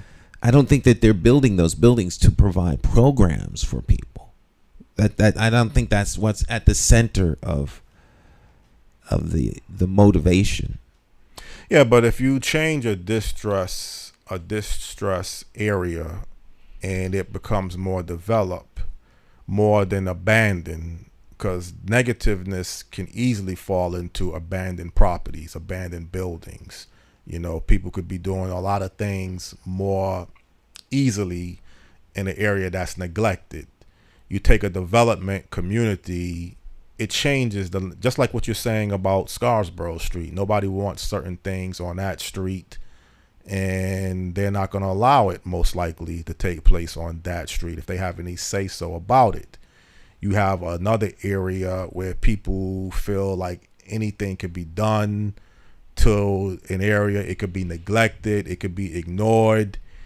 And then you find somebody doing something destructive. It may draw a little attention, but very little still changes.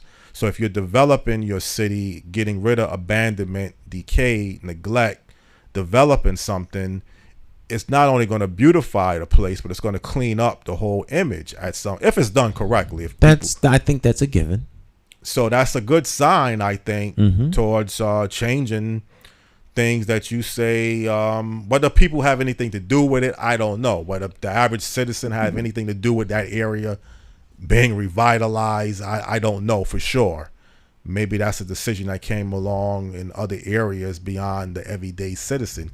You say the everyday citizen needs to go down to City Hall and get involved in meetings. Every citizen needs to go down to City Hall. The people who want change as it pertains to how the police are interacting with citizens need to go down to City Hall. Yeah. Their wanting change is admirable, but it is not enough. It's like, I want to eat. And, well, I'm hungry. And, well, I'll starve if I don't eat. And, well, someone need to get me some food. Well, maybe you might want to go in the kitchen and cook. Right. If you don't eat, you will starve. So wanting to eat is different from actually getting up and preparing something to eat, even if it's just a peanut butter and jelly sandwich. Mm-hmm. I think the average person does the basic. I think you'll be surprised if an average person finds. I know recently I lost my wallet up at the airport working, and I had to go get some things changed with the Social security things at my bank, driver's license. I had to get that done again. I guess take the process over again. So I didn't wait for someone to say, okay, I need my driver's license back. I tried to find my wallet the best I best that I could. I was not able to find my wallet. So then I had to go out there and go to the Social Security building and go to the trials and tribulations of losing what's in your wallet or purse. Purse, right. So, but I'm saying if someone makes a mistake I lost the wallet. I mean, nobody stole the wallet from me, so I got to get over That's a mistake, and life goes on. Right. But the average person, I think, if he's hungry, he'll find a soup kitchen or he'll find some place to somewhere. Get. Yes. He's not going to starve. Even if this kitchen is in your house and he got to break in and get him a piece of bread. Right. He's going to eat. But I think what you're saying, the average person may not be engaged to go to City Hall and get involved. There's no excuse. There's no excuse. There's no, Jonathan. I'm just going by the numbers, though. I'm not saying the average person is not complaining. The average person is good. Most people are concerned about the person they see every morning when they brush their teeth. They go to work, they come home, they may go to the vacation, they may do a stay vacation, stay home and stay home type thing. Go to the park, see the jazz festival, and go out to eat and have a nice dinner with their wife or kids, and then they go on about their business. They're really cool. They pay their taxes, they pay their bills on time, and they're living their best life. They're not sitting around worried about the crime statistics, this, that, and the third. Now, there are people who do, and there are people who complain. I'm suggesting that the people who are complaining need to be the activators of change by getting involved, because that's how change happens. Nothing happens in a vacuum. Decisions are made by people elected to office. Those people are extremely powerful because they've been elected by a broad swath of our society. So they get to speak as representatives. Now, when you don't like what they're doing, you have to speak up. You organize some friends and family to speak up with you. Apart from that, these people who sit in these rooms will make the decisions that affect you. It's no more complicated than that. No more complicated. It's no more complicated than a group of 10 people work in an office and they're going to order out. So what should we get? Let's pool our money and get something good. Okay, that sounds like a good idea. Now, what are we going to get? The people that speak up get to weigh in. Might be a big debate. Might all disintegrate and everyone say, bump this. I'm just going to get my own stuff. That's how we work as a society. So where the bus stop is, what buildings get developed, what streets get plowed, what streets get the street sweeper, who picks up leaves, what streets get leaves picked up, what's served at your kid's school for lunch, how long the classes are, whether the hallway gets painted or the floor gets buffed. All of these decisions are made by human beings.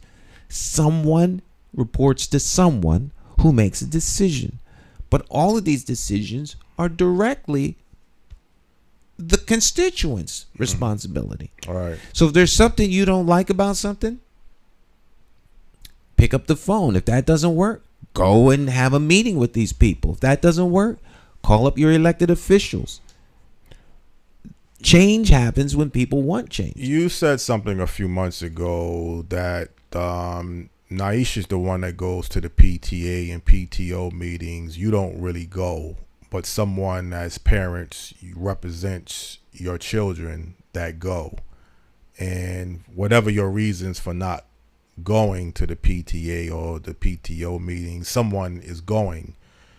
If there's a situation, to use that as an example, in your community, you don't really feel like you need to go to a city hall meeting or a committee meeting, but you may feel someone is more interested or cut out to want to be part of that, and then that person goes, and then you communicate with the person that goes. I don't know if you look at that as an alternative. Well, my wife goes because she has a direct, not that I don't have a direct interest in my children's well-being, but she is directly interested, and she's very interested in education. I don't go to City Hall all the time, but I go to City Hall if I have an issue. Right. It's there for you. Right. Right. I don't go to my kid's school, but I'm not going to complain about it. That my point is in the complaining. Right. I don't complain about my children's school ever. Mm-hmm. If I have an issue, I will not be a complaint. It'll be me going down there. Mm-hmm. And it maybe I'm thinking in a vacuum, maybe I'm naive, whatever the case is. I can guarantee you it will be resolved before I leave, or I will leave with my children. Mm-hmm. The last time something happened with my daughter at the school she goes to, I won't mention which one, I was in line waiting to get her, because you have to drive and get the kids, waiting for school to get out. Mm-hmm. The official came out the building and came to my car to tell me what had happened. Mm-hmm. I had already known what happened because they called the house and told my wife. My wife told me. Now she's coming out the building telling me. I didn't even know she knew what kind of car I had. Mm-hmm. Yeah. I appreciate that. Maybe they do that for all the parents. It doesn't matter to me because I'm not all the parents. Right. I'm my daughter's parent. Mm-hmm. That was cool for me. That's good. Okay, well, thank you so much. It's all good. My wife told me, yada, bada, bing, bada. Yep, I'm good. All right. This is a public school. This is not a private school. Mm-hmm. So, so if I have a problem with my kids at school, I'm going there, and if it's not resolved, bring my children to me now. I'm leaving. Stan, my point that I'm trying to make is when people have something just like what affects you that you want to get resolved, and you'll go to the school. Just like an issue takes place in the community. Mm-hmm. Last year, whatever, when they was passing out whatever they had towards the vaccines, waiting in line that you could get access to it. What was the thing that they had? They was giving away in Hartford. Tests. Was it tests? Yeah, the self-test you could take at home. Mm-hmm. The line was a mile long in the wintertime. Mm-hmm. People will go to something that they really want to go to. Absolutely. If they're not interested, they don't go. They don't go. That's not that deep. Okay. So the people are not so much not capable of getting involved. They choose not to. Right, That's the whole point. Now, why they choose, we can. I'm not getting into that headspace. I don't care why. That they do. I don't need to know why people make the decisions they make. Yeah. I'm good with whatever decisions they make. You don't see why is getting towards the root of a problem. Jonathan, we spend too much time trying to figure out why other people think the way they think. Mm-hmm. Suffice it enough that they have expressed what they think, and we have to. I accept that that's where you are. Right. I'm good with that. Mm-hmm. I'm not here to change how you think. So why is not needed to know why? Why is always relevant, but my need to know why you do what you do. One is none of my business. Two, in what way does my knowing that even change anything? Mm-hmm. There's no need for me to get in your head space as to why you think the way you think. Who am I to even enter into that realm? Well, it may not be maybe for you as an individual, but if someone is going into something constantly over and over again that's detrimental to their self and to their community, I think sometime, like if you have a situation of a generation of people dropping out of high school, well, you may say, well, why are they dropping out of high school? We know why they're dropping out of high school. Because they're not interested. Okay. So that's all you need to know towards the why, that they're not interested. Right. So now the issue, Jonathan, isn't why they're dropping out of high school. The issue is why are those who are charged with keeping them there not doing what's necessary to keep them in school? Mm-hmm. Now that's a why that we can care about, because those are policies and decisions that are made.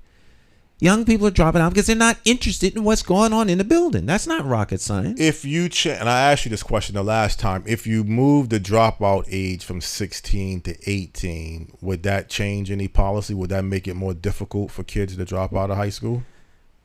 If parents and adults don't get involved because they're not interested, what difference does the age make? Those are the kinds of, in my never to be humble opinion, those are the kinds of solutions that people come up with when they don't want to really implement what's necessary to make things different. They do superficial change. Well, if we move the age, then that many kids won't be dropping out at 16 because that is no longer a dropout age. Wouldn't it be better to find teachers and systems that actually engage the children and be successful at our charge? The teachers and the administration is responsible for the dropout problem towards they're not able to fix it. The teachers and the administration are directly responsible for the charge of educating our children. Everyone shouldn't be a teacher, and everyone should not be an administrator. The desire to do such is admirable. But if you can't teach kids, if you can't command the attention of your classroom and find a way to educate those children, then you should not be a teacher. Period. Right. Just like that's your job. Yeah. They do it in other countries. They do it in other cities. They do it in this city. Now, some teachers wind up being teacher of the year. Every school has a teacher of the year across America. What is that teacher doing so right that engages kids and they're excited about going to that class, but then they're not excited about going to other classes in the same building? Yeah, that's the dynamic ability of the individual who's gifted with teaching to do their job. So even if the teacher is a dynamic teacher and motivational teacher, does the curriculum play a role? What the kids are learning? Do they feel interested even in the curriculum? Can a great teacher can teach any curriculum? The curriculum is not necessarily the problem. Okay. Teaching someone about whatever it is can be made exciting or it can be made boring. You have great teachers who are capable of teaching kids who drop out of school. Right? Right. So if you take a whole class of dropouts and you have people who, Sam Cephas, who watches this program, has a gift for imparting information to young people. And Sam doesn't work with the cream of the crop, the talented 10. He works with the bottom 10 and turns them into wonderful students. He has a gift for teaching. You think the teachers would embrace Sam and hire him? Well, the teacher has a role. I mean, you still don't want to let the parents off of the hook. That's a different subject for a different time. The parents aren't in the classroom. The parents do play a role. But teachers teach kids. Now, you have parents who are very, very wealthy who send their kids to school and they don't see their kid until who knows when. There's no parent involvement. Those kids do well. No, but I'm saying towards a combination of factors. I think you could say the teachers and the administration towards not motivating or engaging the kids to be interested in learning something is a big part of the problem. If there's other factors that you still, maybe that part of the problem could resolve the whole case. Maybe that could resolve if a kid thinks he could do something better without going to school. I asked you a couple of months ago. Well, Jonathan, those kids are few and far between. They do not make up the majority of the population of kids attending school. You're always going to have that anomaly, few kids here and few kids there. They're not the kids in school, so they shouldn't be painted as such. Those are individual decisions made by a particular set of kids to go about getting money some other way. That's not kids in school. That's a kid, by and large. And they're one-offs. They're not the majority of kids, so they shouldn't be painted as such. So the majority of kids are dropping out of high school because the teachers and administration is not making what they're learning interesting enough for them. That's the majority for the ones that drop out of high school.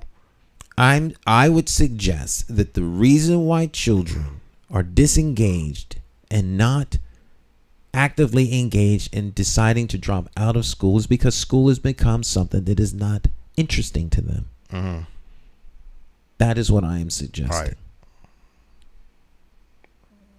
And this is not a new trend, Stan. So it means this is a problem that's going on, and because it wasn't interesting to a lot of kids when I graduated high school. How many kids dropped out of your school? I don't have the statistical numbers, but there was enough. What's enough? 10%? 100%?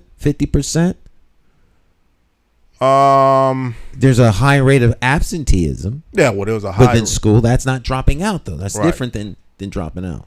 What needs to be looked at even more than the numbers of kids who dropped out or graduated is, well, that's a subject for Wednesday when Dr. Maya Bowen is here. Right, you right. could ask educator. I'm not an educator, so Yeah. I'm not qualified to answer that question. I think of myself more as an administrator, and as such, and I've been on record as saying this. If I was the mayor, things would be a little bit different. Right. Because I would walk through the school with a baseball bat. Joe Clark Get did it that. together. I'm not talking about the students. I'm talking about administration and teachers. Oh, okay. Get it together and make my kids the best kids in the country. Period. I don't care how you do it. Get it done. Call the union steward right now. Get the union president down here right now. Tell him I'm coming into the building. I'm going to hold people accountable for deliverables. I'll see you all in court for failure. I'll charge you for dereliction of duty and breach of contract. Your contract says that you're going to educate and teach our children, and our kids are failing. I hold you personally responsible. If I cannot sue you for failure of contract, I'll take you to civil court. Teach these kids. Well, maybe that's what they need. Someone to push them toward doing a better job. Well, the Joe Clark theory in Paterson, New Jersey was very successful when he took the baseball bat. But like you just mentioned, he was attacking mostly the bad students. I mean, maybe you can't go by the movie itself. Sometimes a movie could be twisted a little differently. He did make some changes with some of the administration people and the teachers. But I'm only going by the movie. I don't know exactly what happened directly because a movie can be twisted. But your approach is not to attack the students, get rid of the bad students. You want to get rid of the bad teachers and even go up against the unions, which is very strong to go up against the teachers union. Attack that source. Almost like what it may not be the exact example, but so much attacking the drug dealers, attack who's bringing the drugs in. Some people use that comparison. May not be the same thing towards what you're talking about. I don't know. But I don't know. Your approach. Anyone that's standing in the way of educating the children of our city need to be removed. Period. I don't care who they are. And if you can get them removed through the teachers union, that would be a strong policy change. Better to work with me than against me. But if I was in charge, but I'm not. Yes, you would have to be what, the superintendent or the principal? I guess. And I think the mayor has that. I could be the mayor and do that. You could be the mayor and do that. I'd be the mayor. The superintendent obviously has that authority. But the superintendent is a political position, has a lot of factors. But I believe that if you have a mayor who feels that way, that gives the superintendent a lot more wiggle room. Right. This is what's needed. In my never to be humble opinion, the children need to be the first priority of the city. Period. And then when you start from there, you branch out to other Everything areas. else falls into place. The children need to be the first priority. The children of the city are the city's first priority. Every decision affects children. So how will these decisions affect the children in our city? That needs to be the starting place, and then you go forward. Right. The chief factor shouldn't be how much money it's going to cost or how much money we can save. If you do things efficiently with the children at the center, saving of money will become a windfall. Well, you hear so many times sound bites that we're doing things for the children, utilizing the children more as a scapegoat that we need these programs and we need dollars because the children education or the children's future is at risk. So you hear that constantly, Stan, that politicians, certain educators do advocate the lip service that we need more for the children. Right. So where's the return on that? Yeah. Where are the success metrics for the children? How come our children aren't? Why aren't we in the news as the Hartford miracle for children at the top in a public system? Mm-hmm. Well, if Hartford students were at the top, if every school in Hartford, public schools, was a top school in the country, we would be making news. Mm-hmm. Would be in the news. Once again, Hartford emerges as it would be in the news everywhere. Mm-hmm. It's not Hartford, but I think Bloomfield made some changes, and they're not nowhere near the top, but they kind of moved up from the bottom to a little bit better. They had some major issues towards their educational standards. I can't speak. Yeah, to but I'm just using that example. So it has been, but that's not that far. What I'm just saying, because a lot of parents and children from Hartford moved to Bloomfield. So well, that's true. But I'm concerned about all children in all schools. But the ones here in this city are the ones that focus the most. So well, again, if you was mayor, that's right. I'm not in charge of nothing. Yeah. So it's hard to do what you think is needed to be done. Right. I have sovereign control over my own kids. Right. I make sure my kids do well, but I don't have that kind of control over someone else's kids. But the whole point is you think the problem can be fixed, though. It's not a far gone. Any problem is an opportunity for solution. Any problem can be resolved and therefore fixed. Mm-hmm. But certain measures have to be done sometime. If you're doing something the same way, I think those teachers unions are very strong, and it's teachers unions protect the teachers. So right. So trying to get rid of a bad teacher is a tremendous. I guess you probably would have to be the mayor to go up against the teachers union or the superintendent if they're that strong, to get rid of bad teachers. I mean, I don't think teachers. I think the teachers work for the superintendent. Mm-hmm. I don't think they work for the city. They may be city employees. I don't know. To the extent that they can. See, every city employee works for the mayor. But I don't think that teachers are included in that. If they were, I'd have them reassigned to my office and then fire them in the morning. So who do teachers work for then directly? The school system? They work for the Board of They work for their direct employer, I think, would be the superintendent. Mm-hmm. Everyone, I think, within the school system ultimately works for the superintendent. But they have a teachers union that represents Well, teachers them. union represents them. They don't work for the teachers union. No. The school has a contract with the teachers union, has a contract, and that contract extends to the employees. Well, my point about the teachers union is if you are a teacher and you're doing an inadequate job and you try to remove me, I can go to my union and say, wait a minute, you can't It's in the best interest of you to go to your union, but we can change the best interest. Most people do what's in their best interest, and so do groups. So you change that dynamic. Mm-hmm. It's now in your best interest to get rid of the teachers who are going to bring your union down. Okay. Your strength will not be the numbers. Your strength will be the teachers who are successful. Mm-hmm.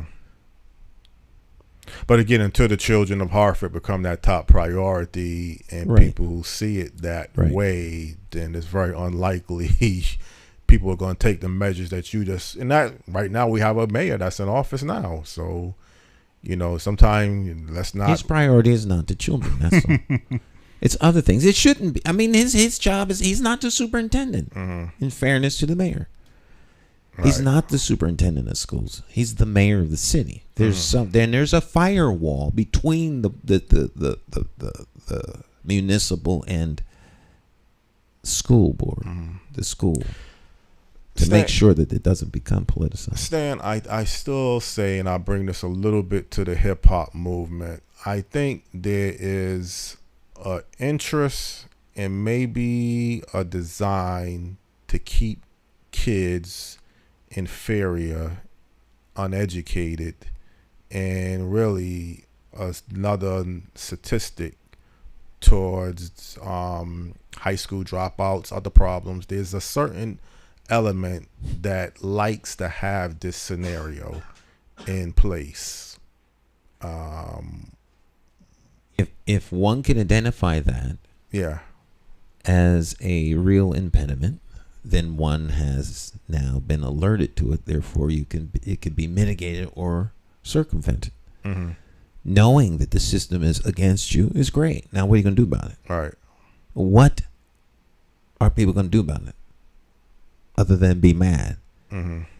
So, if it truly is a system, if it's truly a machine that's designed to keep you where you are, then there is probably very little that you can do about it. Mm. But as long as you can elect officials, and officials have the power to make change, I would submit for people's consideration that it's not a foregone conclusion that you can't make change. All right. So change is not coming about not so much because of the machine or the system, but because people who think they know what that change is won't do anything about it other than talk. Mm-hmm.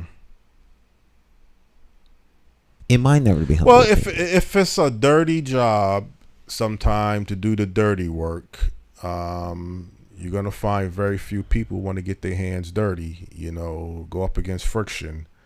If the job is already intact, in place, and it's an easy job, then you'll have a lot of people who want to get involved in the easiness of the job, the dirtiness of the job, the hardness of the job, the sacrifice of certain things. That's the harder part, to get more people involved. Amen. With that aspect. It's like, okay, you put a job availability for a job with low wages, long hours, grunt work. You may not have a lot of people apply for that type of job. You put a nice paying job, good benefits. Don't have to do nothing. Don't have to do nothing or very little. Right. You'll have a mile long of people waiting for that right. job. Wanted someone who can watch the button. If the button turns green, call me. That's your whole job. There's the 401k. There's 6 weeks of vacation. Job starts off at $100,000, and you have full medical. But you gotta watch the button. If the button turns green, call me. And it's as if the button turns green, I mean that the dam pressure is building up. It could explode the whole dam. So there's a lot of responsibility. And so that's a job a lot of people might apply for because you really had to do a whole lot. Yeah. I mean, people sometimes don't, they want the problems to go away. They just don't want to do the dirtiness of it to get the problems away. This is where folks like myself come in. What is your solution to the problem? Yeah. If there is no solution to the problem, then you can leave and come back when you have one. Because we're not going to talk about the problem.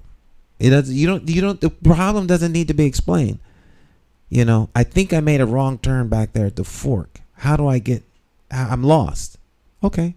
We don't need a 6-month dissertation about how you are lost. We know that. What we need is to figure out how to get you back on track. That's where people come short. Right. So how do we fix this? That's always gonna be my place. How are we gonna fix this? Yeah, I mean, everybody would like you say, you don't want to just talk about why we need to get something done. You want to get people, I guess, involved in it. Right now, I'm more than willing to entertain the ongoing discussion about how we fix it. Right. I'm not willing to entertain the discussion about what's wrong. Because if we're talking about how we fix it, then we can say that's doable or not doable. If that's not doable, then now what? So that we're working always toward the fix. Well, I think the work part is the key. It's like, I can work with someone. I got my car that needs to be fixed. I got somebody that I need some help. So you're willing to come help me. We can debate what I should do or what I shouldn't do. But if you're not going to be willing to help me, then I don't need you just telling me that your car is not running right. I know it's not running right. I need some help.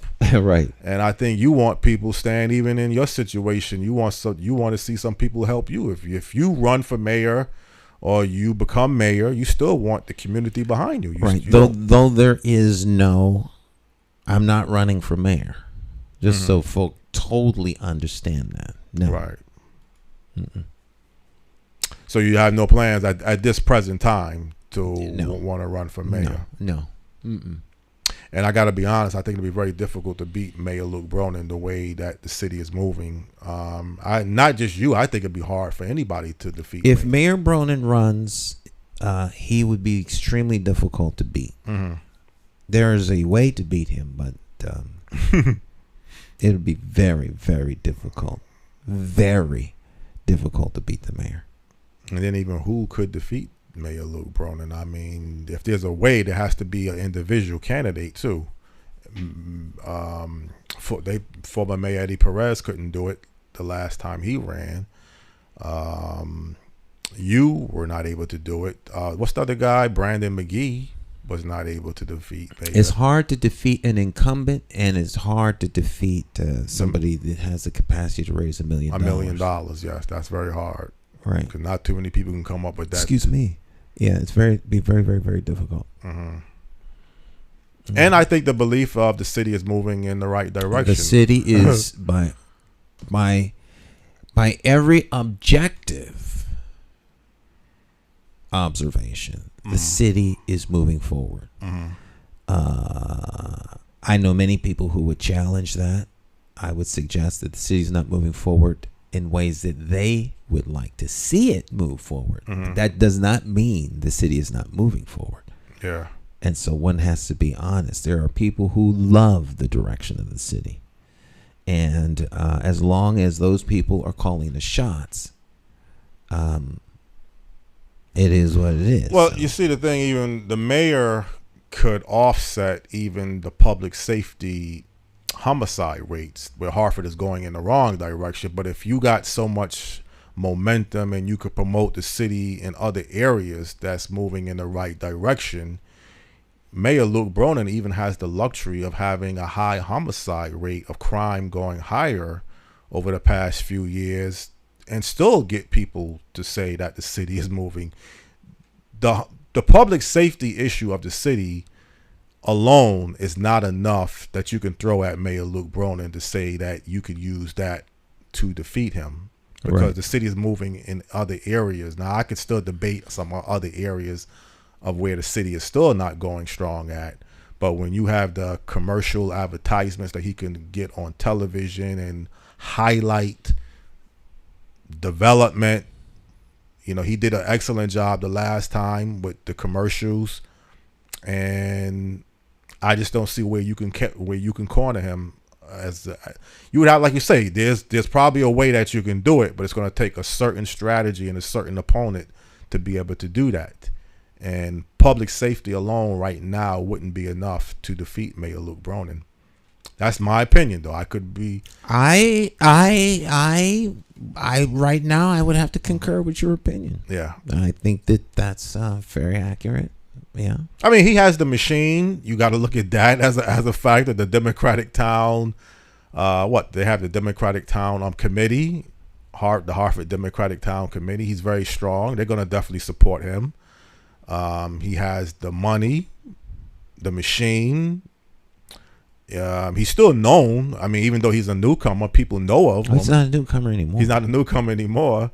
So, again, he would almost have to defeat his own self, or something dramatic would have to happen. But again, public safety is just not going to be enough. As long as he desires to be in office, I believe he will be. Mm-hmm.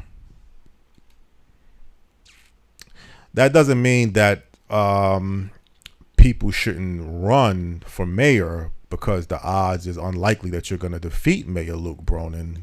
Someone has to run against him. Mm-hmm. That I don't think will be a problem. I think there will be plenty of people who run against him should he decide he wants to run for mayor. Right.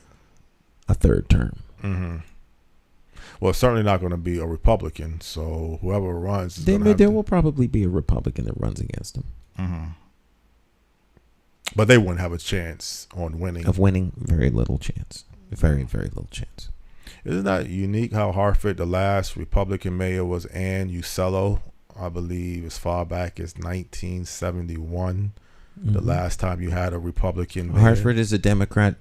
Is a Democratic city. So I mean, because the Democrat Party controls the apparatus of power, because they are this a one-party town. There's plenty of one-party Republican towns too. Mm-hmm. So anytime a party controls the town, it's not likely that it's just very unlikely, because the party has interests. Right.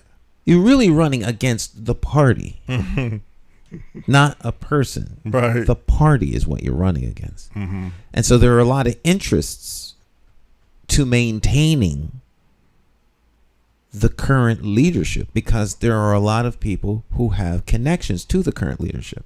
Mm-hmm. So if the leadership changes, there could be change in all kinds of things. The direction of the city can change. The what's important to the new administration may change. The focus changes, and therefore interests change. And if you are getting ready to do some development, development could be destabilized with an incoming administration, not because that they're ignorant. I mean, not because they're not smart in a particular area, but they're ignorant of the ways of what's going on. And so they may want to do something differently. All these things all create instability in an arena where people like stability, or quote unquote the status quo. So oftentimes you hear people talk about the status quo as a negative. Mm-hmm. But everyone likes order and a certain level of predictability in your day. You like the status quo on the highway. Right. But you say it's the Democratic Town Committee or the machine, but doesn't it still come down to the registered voters? I mean, you still, as most a registered voters are Democrats. Right. So there may be some infighting among the party members for supremacy. Mm-hmm. But at the end of the day, the party will get behind a singular person and move them forward. Right. And even if someone steps outside of the party because they're angry or whatever the case is, once the party moves forward, they're an outsider trying to create change, and the party comes against them. It's very, very difficult to beat the incumbent. Well, the whole process then is you get the Democratic Town Committee, the Democratic Town elections first. The party elections first. Then at some point, the Democratic endorses who's going to be the candidate for the upcoming November mayoral election, or even the governor's election. So if you don't get in, if you don't win the Democratic primary, well, there's only a primary if there is a challenge within the party. Like John Larson does not have a challenge. Right. I mean, there's someone challenged, but he had to get petitions in order to do so. So Connecticut has never had an incumbent in Congress challenged. So it's almost a lock then, because you now have to run as an independent. You're not going to beat the party. Yes. Very, very, very, very, very difficult. Mm-hmm. Lowell Weicker did it, but Lowell Weicker was not an unknown quantity. Mm-hmm. There's always Donald Trump did it. Mm-hmm. Ross Perot almost did it. Mm-hmm. But it takes, so many different things have to be aligned for something like that to happen. Mm-hmm. It's not impossible, but very unlikely. So people like Congressman John Larson, he's winning to become reelected running. He's running, but he's going to most likely win as a well-known Democratic congressman in Connecticut. Yes. Is it so much that he's doing a great job and people buy into him, or there's another factor I'm wondering. I'm disappointed in his response to the African American Alliance, but I'm just one guy. Mm-hmm. By and large and overall, he is seen as someone who is doing what his constituents want. There's always going to be constituents that are not satisfied with a particular position. Mm-hmm. But you can't please everybody. Right. But the majority of people that are in his congressional district are happy with him. Mm-hmm. And, you know, he's not done anything so egregious that he's going to be voted out of office. Mm-hmm. He may not get certain support from certain people, but that's not enough to you know, remove him from office. Right. Well, they always say well known. I mean, I don't know how much attention you're paying towards the governor's election. There's a primary coming up. If they didn't already have the primary, they have the primary coming up in August. I don't think there's a primary, a gubernatorial primary. There might be, but I don't think so. No, I think all of the governors. No, it isn't. There's no the Secretary of State has a primary. I only think in. Well, there's some convention or something I thought was coming up in August. I don't know. The primary is coming up. The primary, okay, but it's not the governor's primary. That's already been endorsed. There would only be a primary for governor if the party had determined that they don't like him and that there's someone within the party running against him. Okay. That is not the case. So the Democratic endorsed. He is he is the party's endorsed candidate. Mm-hmm. So there will be no primary, to the best of my knowledge. Right. And neither will there be a primary for the Republicans. So the race is between the candidates for governor.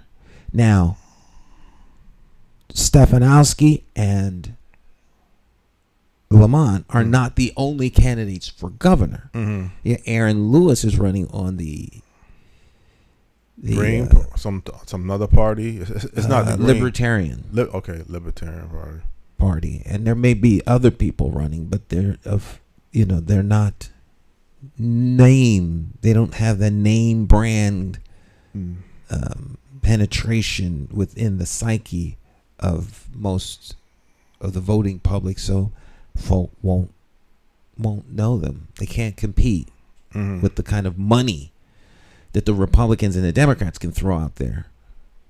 And Lamont's commercials are they're as good as they get.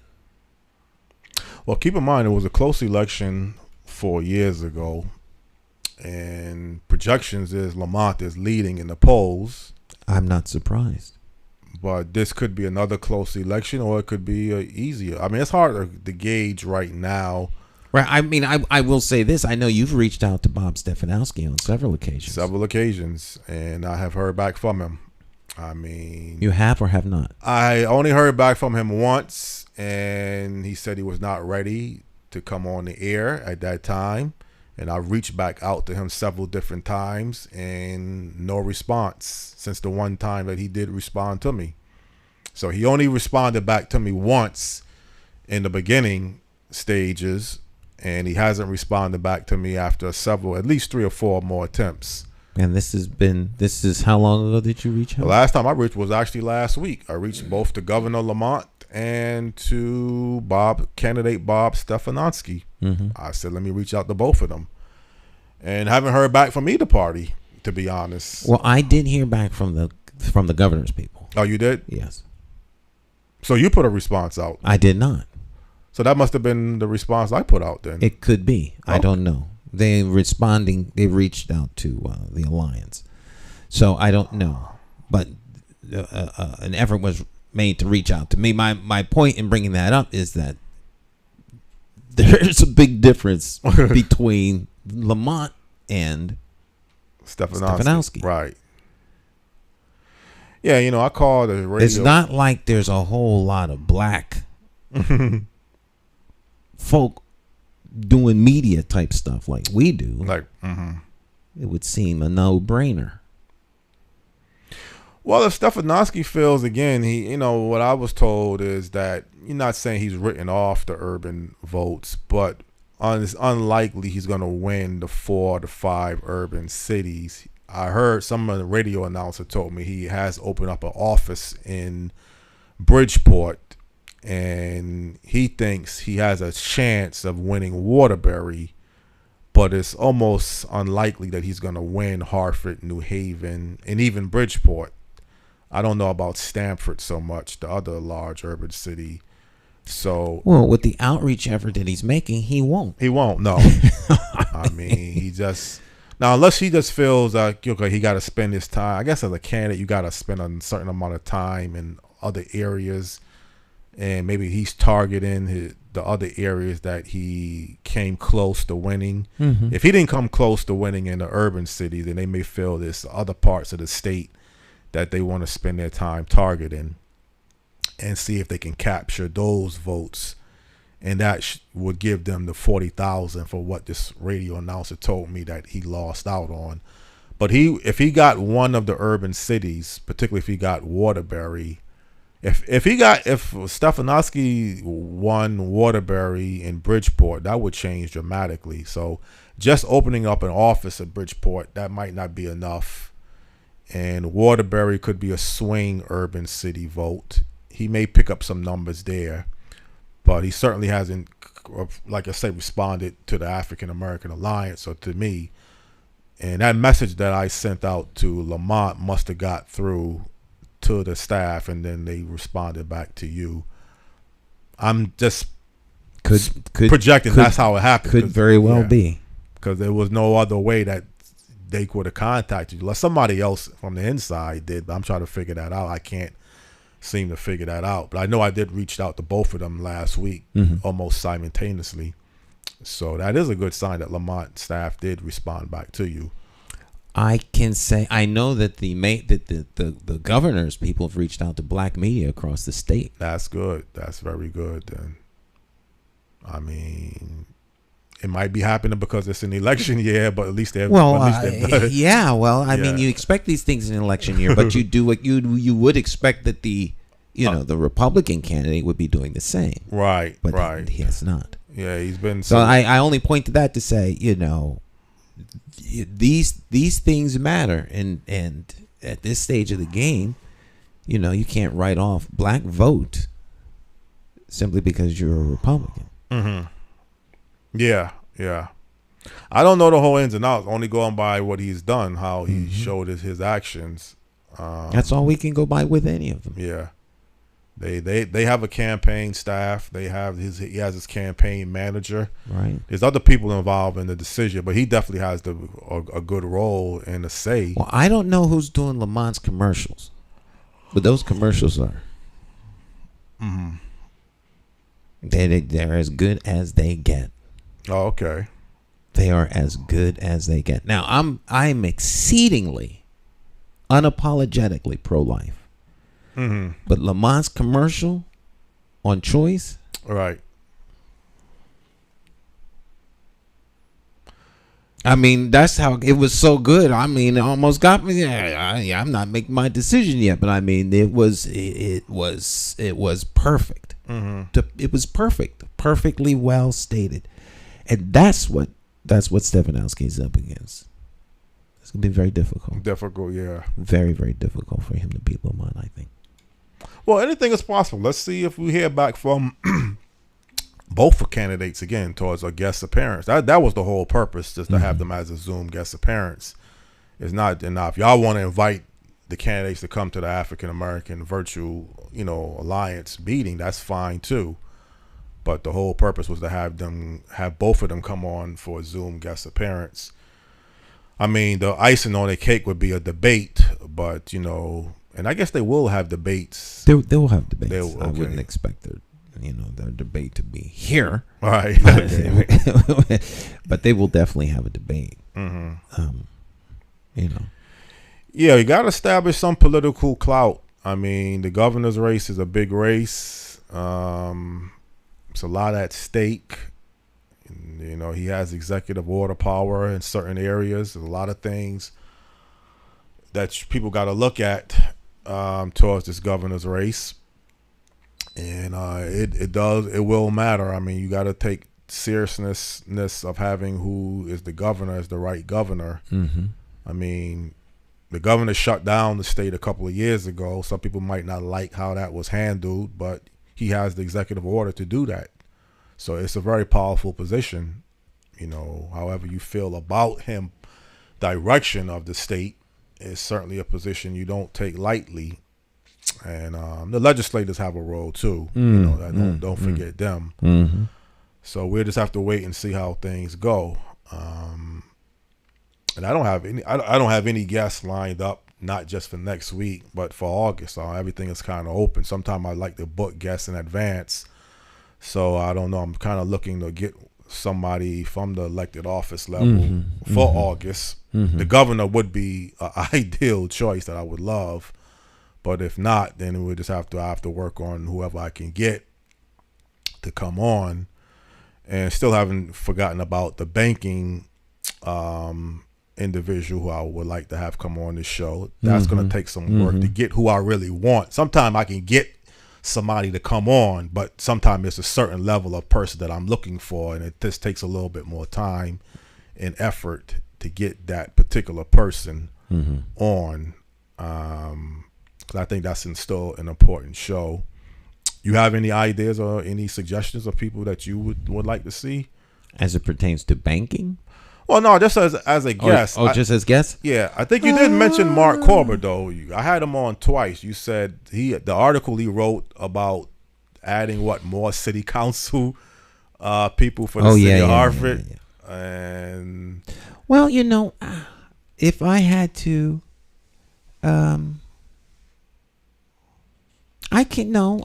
always. I like to see who you get. So you know, I don't necessarily have anybody that I am. Well, the thing with Attorney Mark Corber is he wants to focus on regionalism. I had him on. We had him on two different times. He's an advocate of regionalism. Yeah, and I don't want to just. I mean, it's an important topic. It's an interesting issue.